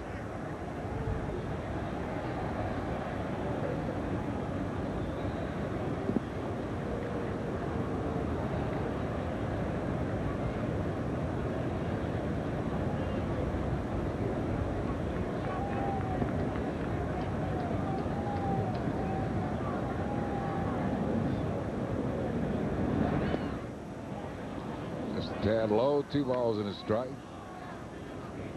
Jimenez, the guy they got from the Chicago White Sox last year. Pretty good pickup, a 26-year-old switch hitter. It's like Ryan Wagner, a right-hander, and Norton, the left-hander, getting up. Ground to the third base. Bell throws out Jimenez, and that'll be all for Cincinnati here in the 8th. No runs, 2 hits, no errors. They lead 2. We go to the bottom half of the 8th inning. Reds 4, Phillies 1.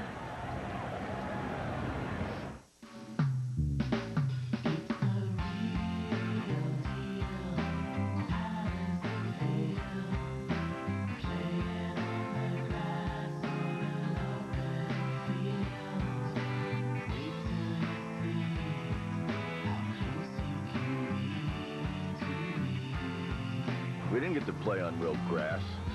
Kids. Phillies season ticket plans. Call 215-463-5000.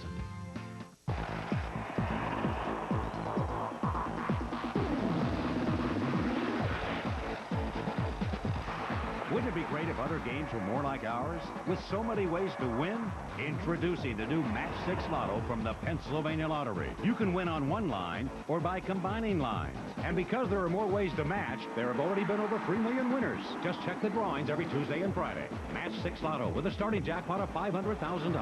Oh, what a game.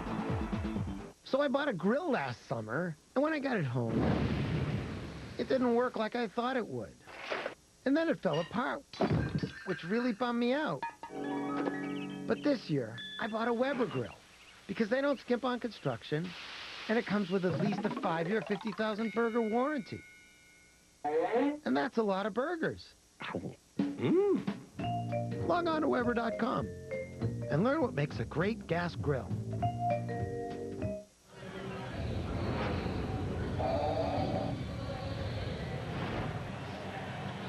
Well, on Wednesday, it'll be Vicente Padilla on the mound for the Phils. He will be opposed by Jose Acevedo for the Cincinnati Reds.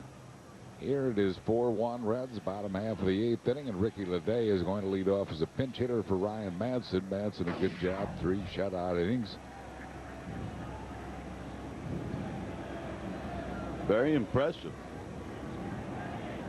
Ray Almeida comes into shortstop.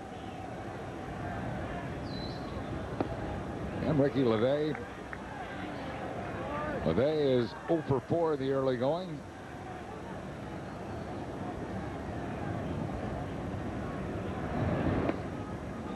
One ball and 1 strike.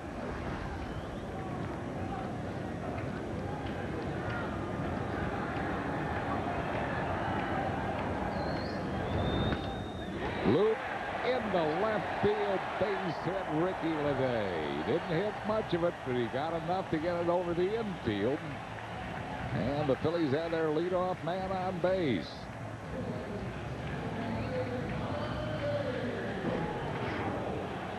I don't know if it was a changeup or the sinking fastball down and away from Leday. But he goes down and gets it, just kind of flips it into left field. Good time for the Phillies to start getting something going, the top of the lineup.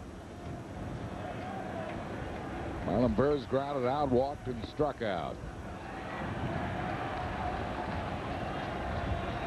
And now the Reds bullpen gets up here in the 8th inning. Norton is the left-hander. There's Phil Norton.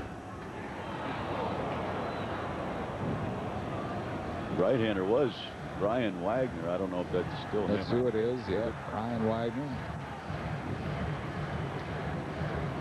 And Phil Norton.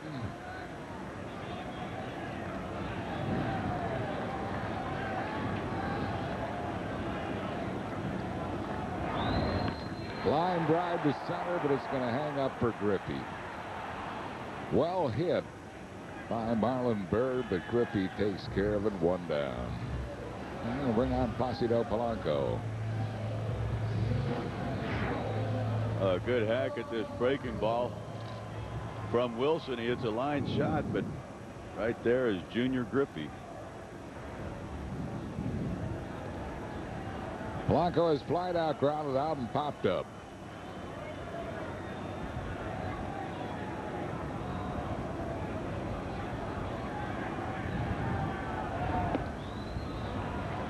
One ball and no strikes.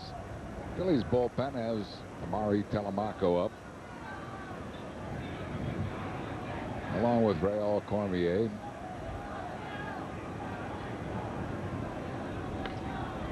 Base hit right field. Today will take the turn and just hold there. No sense in gambling to go to third. He probably could have made it, but you don't want to have the second out be thrown out at third base. Not down by 3. Not with these two guys coming up, Bobby Abreu and Jim Thome. That's probably going to be it as Dave Miley comes out. Polanco inside outs this ball, just slaps it through the hole in the right side. Good piece of hit, and they got first and second.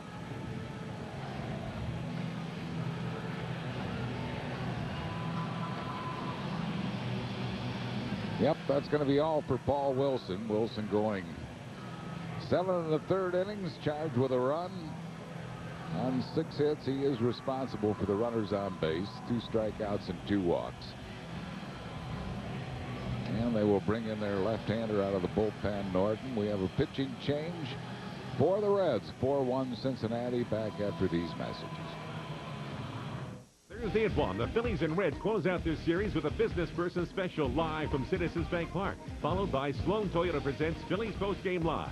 Phillies Reds Thursday at 1. Every day is game day on Comcast Sportsnet and HDTV where available. Tonight at 7, the series switches to the Meadowlands as the Flyers and Devils continue to battle for the right to move on, followed by Dodge presents Flyers Postgame Live.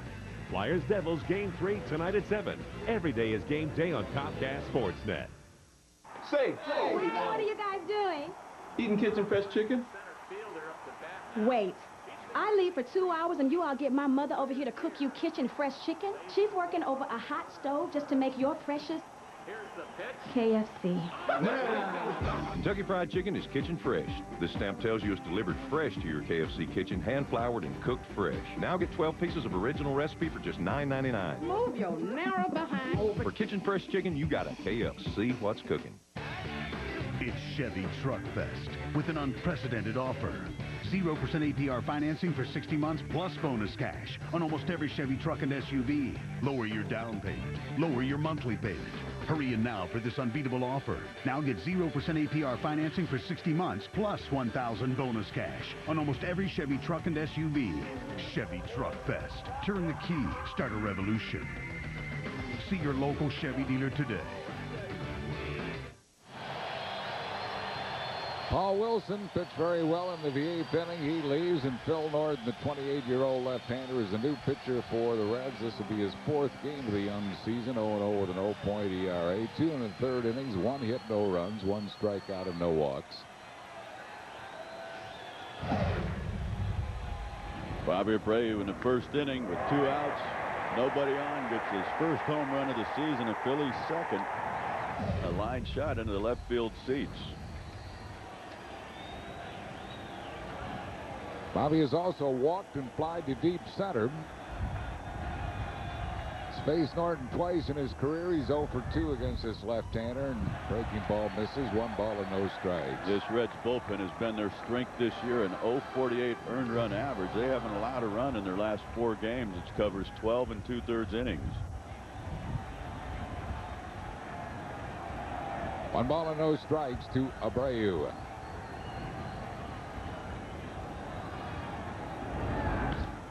Line drive to left to field, and it is caught at the rim of the warning track by Adam Dunn for out number 2.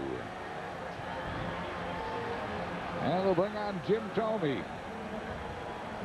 Thome is doubled, grounded out, and singled.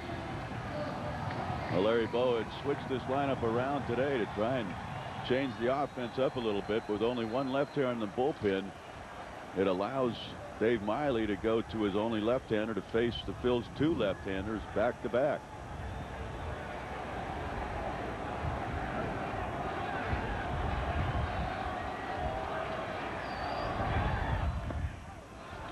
Breaking ball missing. 1 ball and no strikes to Jim Thome. It was something that Boa kind of had to do last year because Burl was not hitting, so he couldn't put him in the middle of him. At this year, more of a struggle with Bobby Abreu. So he moved Bobby up to 3rd, hit Thome 4th with Burl behind him. 2 balls and no strikes.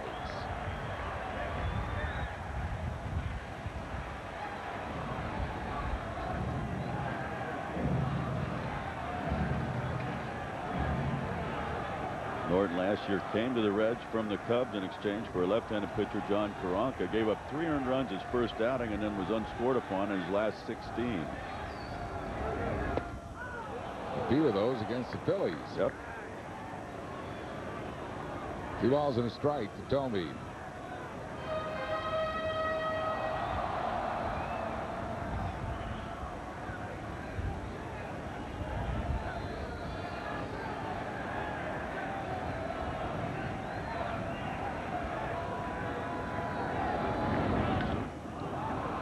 Foul, first base side. 2-2 the count to Thome. Ricky Leday at second, he singled. Placido Polanco at first, he singled. 2 outs here in the 8th inning.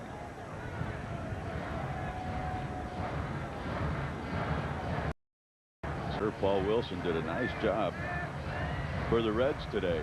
Back-to-back games, he's pitched very well.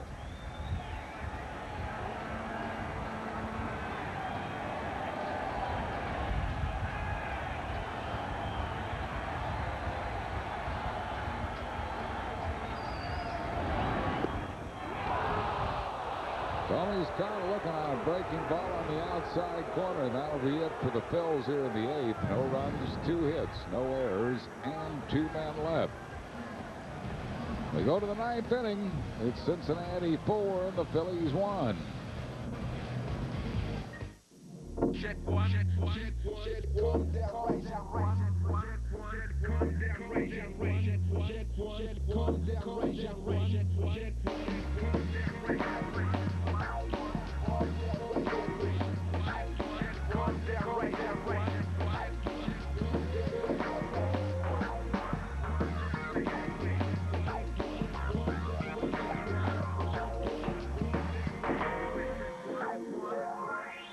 Her father climbed up the mountain, but her mother don't like her climbing a wall. Talking to Nana. So the little girl phone ring, and then she saw. Isn't that kind of a waste? Nope, we've got unlimited calling. And she said, and the mother said, what? And then the little girl said, I still think it's a waste. I'll be, you know what I mean, I'll be. Keep talking with unlimited calling from Verizon. And then. Kentucky Fried Chicken is kitchen fresh. This stamp tells you it's delivered fresh to your KFC kitchen, hand-floured and cooked fresh. Now get 12 pieces of original recipe for just $9.99. For kitchen fresh chicken, you got a KFC what's cooking.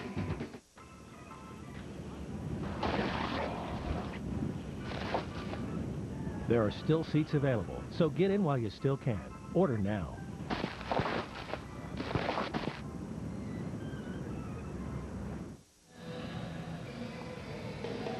On the Toyota Major League scoreboard, the New York Mets in their home opener at Shea pounding Atlanta 10-2 behind Steve Traxel, who's also knocked in a couple of runs in his own behalf, as has Kaz Matsui. 10-2 in the 8th inning. Mets lead that when they roughed up Mike Hampton in the 2 2/3 innings he worked. Pittsburgh has a 6-2 lead on the Cubs at Wrigley in the 5th inning. Jason Kendall's not going to pair for the Bucks. One game underway in the American League. Minnesota and Cleveland are 0-0 in the bottom of the 3rd. And that's your Toyota Major League scoreboard. Here it is 4-1. Cincinnati Reds on top in the 9th inning. Juan Castro will lead it off, facing Raul Cormier. Cormier, a tough road trip. He had won 9 straight. His last loss prior to this season dating back to August 11th of 2002, but he has lost 2 games this year. This will be his 4th game. He is 1-2 with a 9-point ERA. Castro fouls it back and out of play. He's had the decision in every game he's been in, so hopefully he can keep that trend alive. That's right. Castro came in for Barry Larkin. He is 0 for 1.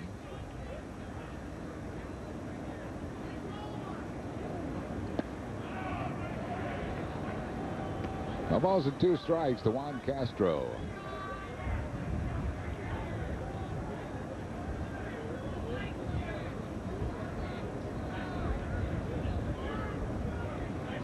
Danny Graves, Reds closer, up and throwing. 1 ball and 2 strikes.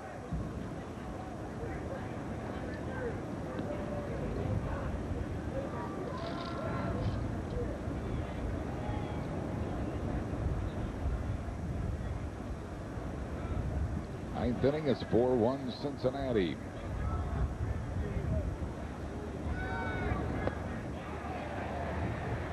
Castro goes down swinging. That's 1 down here in the 9th.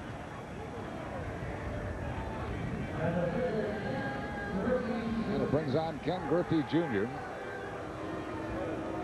Jr. is struck out, fly to deep right, doubled, knocked in a run, and walked.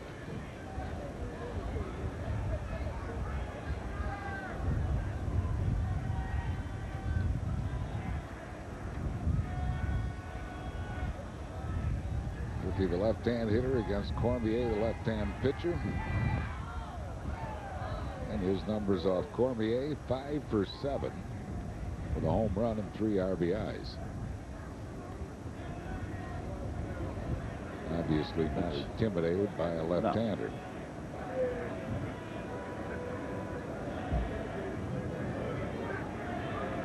One ball and no strikes.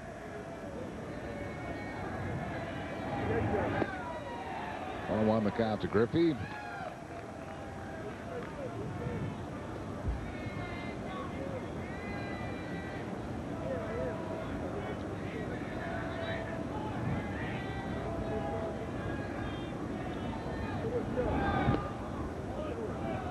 Two balls and a strike.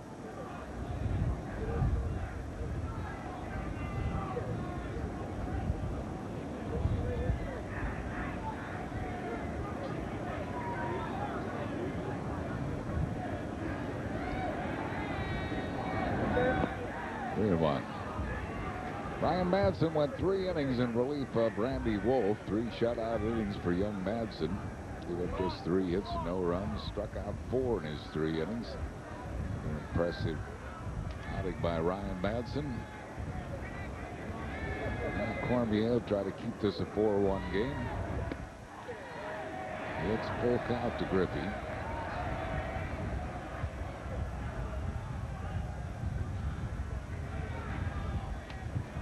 Kearns waits on deck.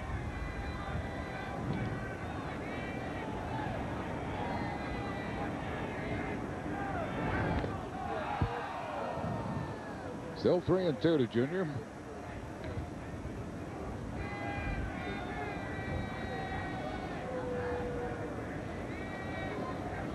It's that kind of day. Rainy, not hard enough to halt play. Very chilly.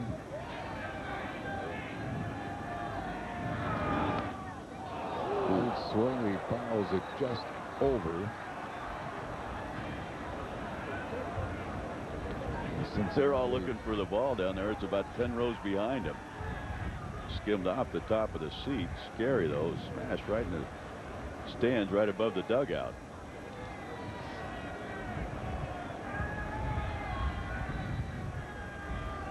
Three and two to Griffey. Bouncing ball to Jim Thome. Thome to Cormier covering. And that's 2 down. I'm going to bring up Austin Kearns.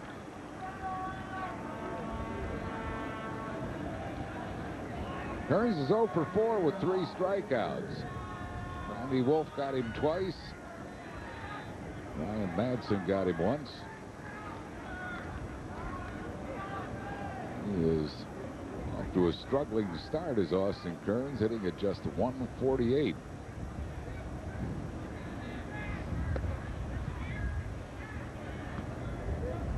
Four hits and 27 trips, with 11 strikeouts in his 27 at-bats. Wow.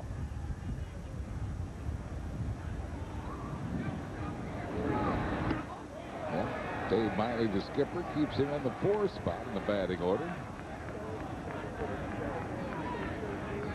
2 balls and no strikes to Kearns.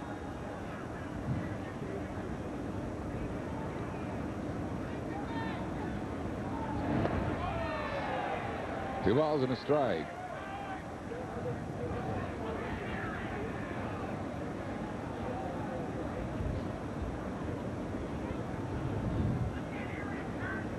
Yeah, we saw a couple years ago with some great power. All fields. A couple of home runs he hit to right field off the Phillies. He was the 7th player selected in the '98 draft by Cincinnati.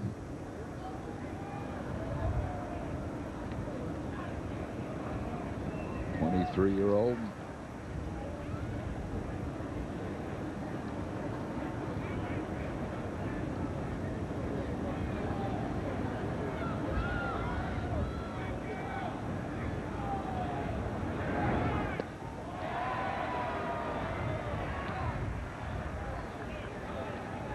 Out of Lexington, Kentucky.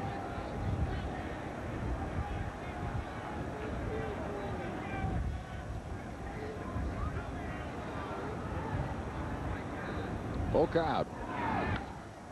Smash to center field. Marlon Byrd still going back. Cannot get it. It's at the deepest part of the ballpark, and heading for third base is Kearns, and he slides in with a triple. Any place else in this ballpark, and that might have been out of here, but it was right off the base of the fence at the 409-foot mark. A triple for Kearns, and it'll bring on Sean Casey. Been a while since his last triple. Marlon Byrd gave it a run, got right back in that corner, just over his glove. He had to slow up a little bit. He'd go full tilt. He would have just smoked that wall. Kearns going hard the whole way around second base. He's looking for 3.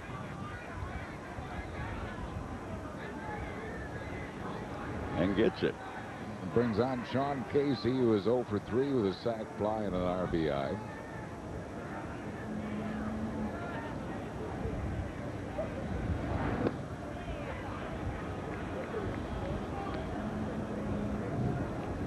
One strike to Casey.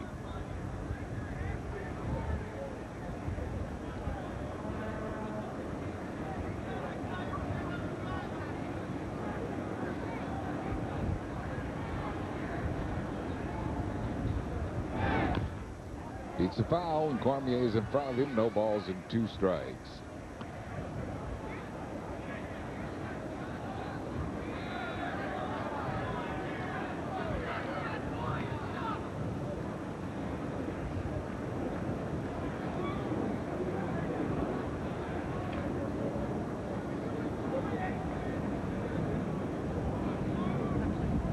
Batting in 2-2, Sean Casey with a runner at third and 2 outs.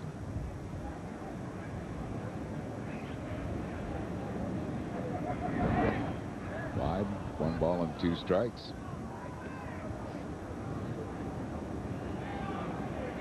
Paul Wilson certainly took the fans out of this game early. Really? After the first inning, he settled down, and Phillies haven't been able to mount a whole lot. Cincinnati with 11 hits on the day.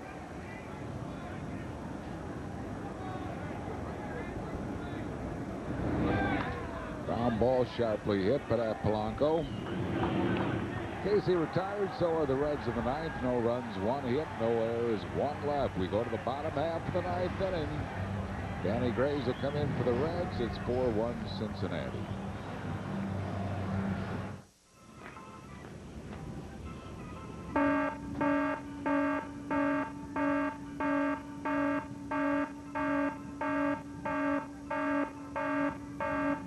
Order your new season tickets now. It's Chevy Truck Fest with an unprecedented offer. 0% APR financing for 60 months plus bonus cash on almost every Chevy truck and SUV. Lower your down payment. Lower your monthly payment. Hurry in now for this unbeatable offer. Now get 0% APR financing for 60 months plus $1,000 bonus cash on almost every Chevy truck and SUV. Chevy Truck Fest. Turn the key. Start a revolution. See your local Chevy dealer today.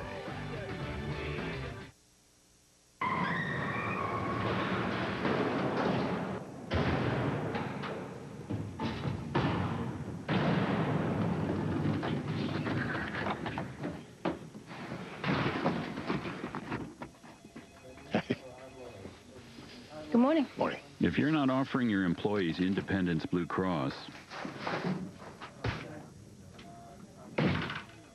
maybe you should.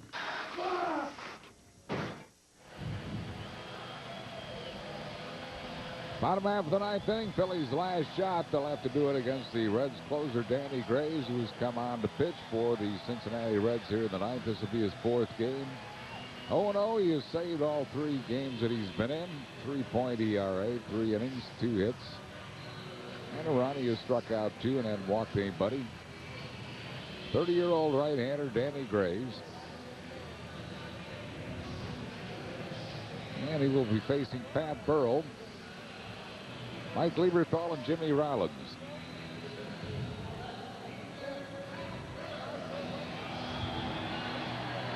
Graves struggled last year. He was 4-15. A 5.33 ERA.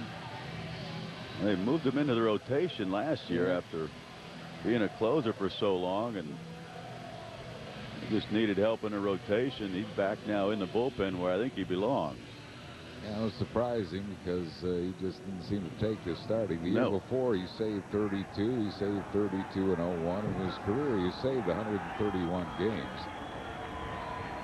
Pat Burrell will be the first one to face him.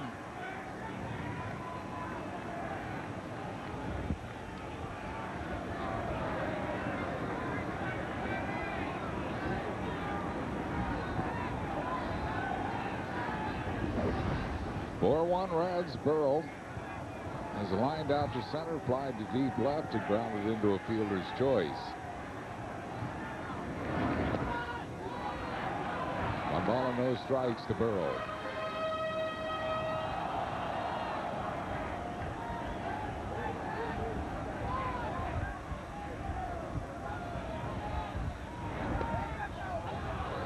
Braves gets this one over, 1-1.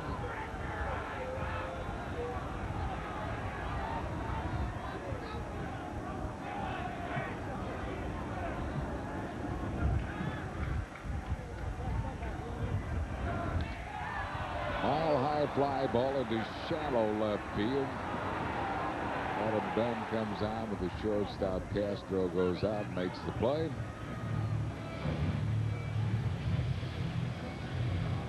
Dale Maynor instead at shortstop.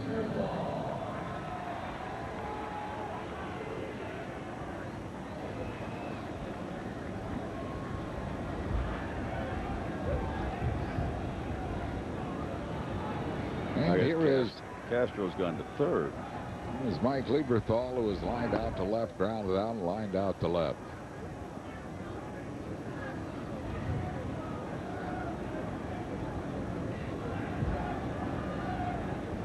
One down here in the ninth inning.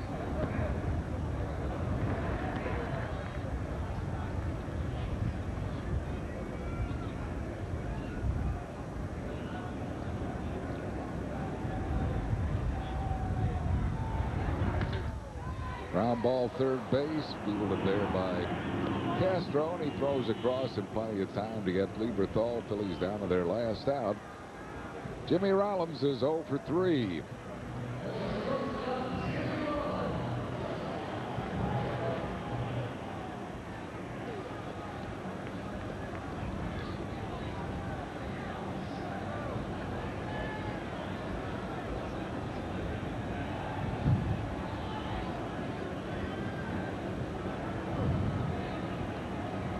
Here's Jimmy Rollins with 2 outs and no base runners.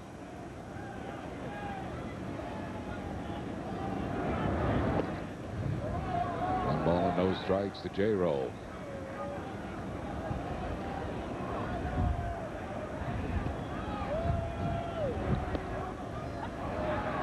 Graves gets this one over, 1-1. Not really the start the Phils were looking for. Their first official game at Citizens Bank Park.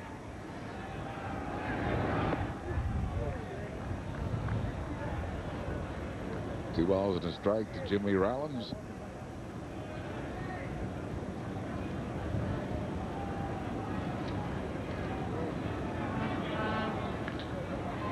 Ground ball, nice diving grab over at second base by Jimenez, and that'll be the ball game.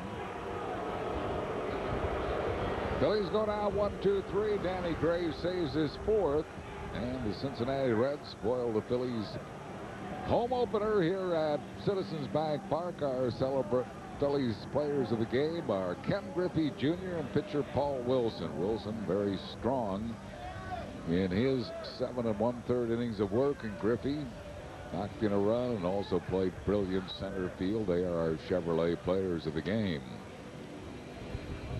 Abreu in the first inning. Angelo Jimenez with the first run, and Marlon Byrd with the first stolen base. Paul Wilson of Cincinnati gets the first win at Citizens Bank Park. And now let's find out what's coming up on Phillies Post Game Live. Let's go back to our Comcast Sportsnet studios. Harry, thank you very much. Coming up on Sloan Toyota presents Phillies Post Game Live. John Marzano and myself talking about disappointing 1-6 start now. We really hope we'd have a lot of good things to talk about today. But, John, the offense again flat. Well, it seemed like the offense was as dreary as the weather out there today, you know, and it's been like that in the beginning of the season. They have to start turning it on. They have to start getting hitting hits in bunches. We call them bananas. Get some hits in bunches. Phillies are going to have to start doing that to get the crowd into the game. And, you know, no offense again for the Phillies. Well, we'll talk more about the Phillies offense as well as get player reaction on Sloan Toyota presents Phillies Post Game Live. But first, we're going to take a break. Harry Callis will pick it up from there to wrap things up, and then John and I will be back with the show. We'll see you shortly. The Reds have spoiled the Phillies home opener in 2004, 4-1 Cincinnati. The Reds have 4 runs, 11 hits, no errors, leaving 10. Phillies a run, 6 hits, no errors with 5 left. Paul Wilson wins it. He's 2-0. Randy Wolf took the loss. He is 0-1. Danny Graves his 4th save. Our next telecast will be on Wednesday at 7 o'clock. We'll be on CN8. Bills and the Reds. Vicente Padilla against Jose Acevedo. Back on Comcast Sportsnet Thursday afternoon for the Business Person Special at 1 o'clock. Producer of Phillies Baseball has been John Slobotkin. Jeff Halleckman is the associate producer. Our director has been Ray Tipton. For Larry Anderson and Chris Wheeler, thanks a lot for watching. Harry Callis talking, and stay tuned for Phillies Post Game Live coming up. Bills drop the home opener 4-1 to Cincinnati. We'll talk to you on Wednesday night. Good afternoon, everyone. Leslie Goodell with you today, and it's supposed to be such a happy day. The home opener for the Phils, the opening of Citizens Bank Park, but unfortunately we don't have a lot of positive to report from what happened on the field. The Phillies lose this game to what is right now the Central Division leading Cincinnati Reds. They fall to 1-6 on the year, and John, you know, we saw a lot of firsts today. We saw the first hit, which is, you know, But the first hit at the vet was Larry Boa. This time it's D'Angelo Jimenez, not exactly something everybody's going to remember. The first home run by Bobby Abreu. However, we also heard the first boo, and unfortunately it was directed right at a Philly. Well, what do you want to happen is you want the fans to get into the game, especially a new ballpark. You want them to come off the road with a positive. They came off 1-5, strikeout. Here comes the boo birds. You know, I mean, this is Philadelphia. They expected this team to come out and win some ball games.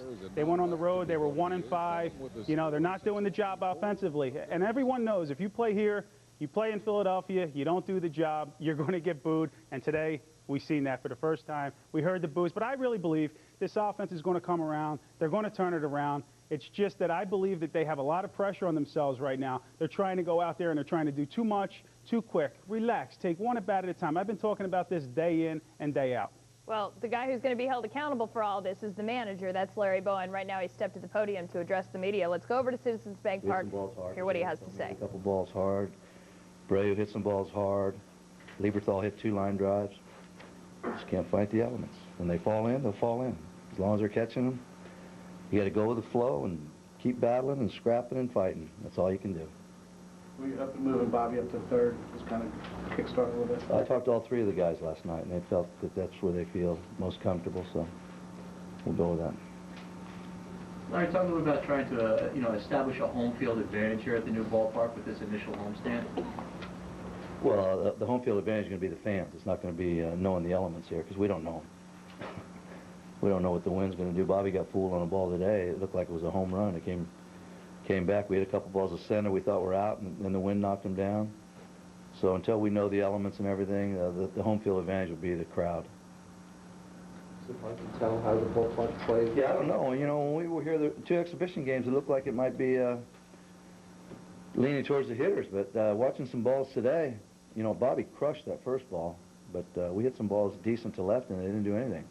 Griffey hit that ball to right pretty good, and it didn't do anything, so I don't really know what it is. If it's a hitter's or pitcher's park. I think it's going to be fair. I think if you make a pitch, you should be all right. Barry, could you compare your emotions today as to what they were when you opened the bet?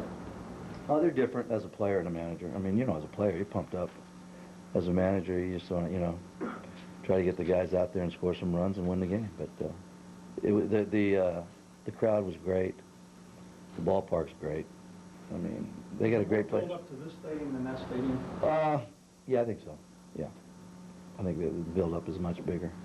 And obviously, with the people that we acquired during the winter, you know, things like that. When we came in 71, it wasn't, we weren't very good. Back to the ballpark, center field responsibilities with that cutout and all that. Can you comment on some of it? Yeah, there's going to be some tricky plays out there, center field, because the ball, it jets out. The Marlin, I think, on that ball, he ran a long way for that ball, and he almost caught it, but he could feel the wall coming into play, so. Larry, you talk about the guys taking extra batting practice, extra video and everything. Is there a point, though, where they can start pressing after a while and maybe try? Well, I'm sure that, you know, they're trying. There's no question about that. I mean, I don't think there's a guy out there that's not trying. Is it still, do you still look at it as being early, or are you getting to the point now where you're starting to get a little concerned? Or? I think if you have 25 at bats, that's very early. You know, if you had 200 at bats, that's late. 25 at bats, no, not at all.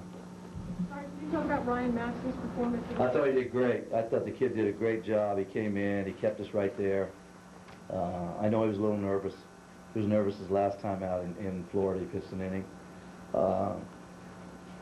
He's something special, you know. He's a mentally tough kid, and to see him go out there and do what he did today was very impressive. Larry, is this the worst case scenario from your part? I know so much for the season that you want to get off to a good start, and you're off to a really poor start. Yeah, I'm not going to sit up here and tell you I want to start off 1-6, but you know, you dealt the hand, you deal with it, you play it. We got some guys that can play. They're going to hit. That's all I can tell you. If I knew the date, I'd be a genius. I keep coming out every day thinking we're going to hit, and it hasn't happened yet. It will. It'll happen.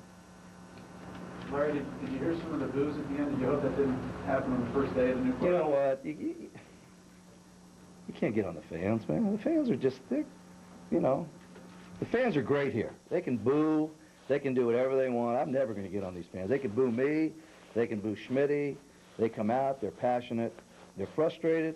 They want to see a winner. And we're not playing the way we should be right now. It's not. Don't get the fans involved in this. Larry had some base running issues last season, and then Wolfie's situation today. Wolf thought the ball went through, and then he got caught at no man's land. So. What was the issues last year? Base running issues last year. The guys taking off, but maybe they shouldn't have, or some problems there. And I'm just curious if maybe that was. I don't understand the question about last year. I mean, when you play 162 games, you're going to see a lot of base runners getting thrown out. You're going to see guys going from first to third that get thrown out. So that wasn't an issue with us last year. That wasn't an issue with us last year. Randy, we don't have a lot of speed, but that's not an issue with us. How'd Randy throw today? Well, I've seen Randy throw better. I've seen him throw worse. You know, he left some pitches out over the plate and they hit him. Is there improvement there you see at all from spring training? I mean, have you seen progress with him? With who? Randy. I thought Randy did all right in spring training. I didn't think he had a bad spring. Like I said before, you guys haven't been with us the whole trip. It's very difficult to pitch every day knowing that you don't have any runs up there and you can't make a mistake. It's very difficult playing the infield knowing if you make an error, you can't make a mistake. Every move you make is magnified because you don't score runs. So it's just a continuous filter down effect. It affects everybody when you don't score runs. If we scored 6 or 7 runs today, nobody says anything about Randy Wolf thinking the ball went through and he gets thrown out. But we scored 1 run, so now we'll make an issue. That's just the way the game is, and that's the way it'll always be. That's baseball. What makes you think you're consistently going to score runs when this is... Well, I'm not going to say... We're not going to score 1 a game like we've been scoring. Our pitching's been good. You know. But you did have a lot of streaks last year. We scored 30 or less. That's what it does. You get good pitching against you. Is tomorrow a welcome day off, Claire, for the guys, do you think? You know, I think guys want to start playing, you know. I'm sure there's a few guys tired from getting in late last night and early game today, but they'll be back out here on Wednesday. Is there anything, too, like the excitement sort of at the start of the season when you're on the road, the start of the new... Yeah, you know, I think, you know, you get in... To start playing? Yeah, you get into a routine, and then, like coming in today, I mean, the guys were all excited, there's no question about that, but baseball guys are, they like to get routines, you know, where you hit at 4 o'clock or 4:30, and you take infield, and you get ready for the game, and so we'll get into that routine now. Thome struck out quite a bit last year, and he looked really focused at the plate today. How did you feel in the 8th inning when Crawford rang him off on an outside pitch? I always feel good when Thome's up. I feel good when the middle of our lineup's up. I think they're going to hit every time they come up. Okay. All right. Well, they're always looking for answers when you start the season 1-6, and right now that's what they're doing. Larry Bo. You saw him moving back and forth. I mean, for a guy, how hard is it for him to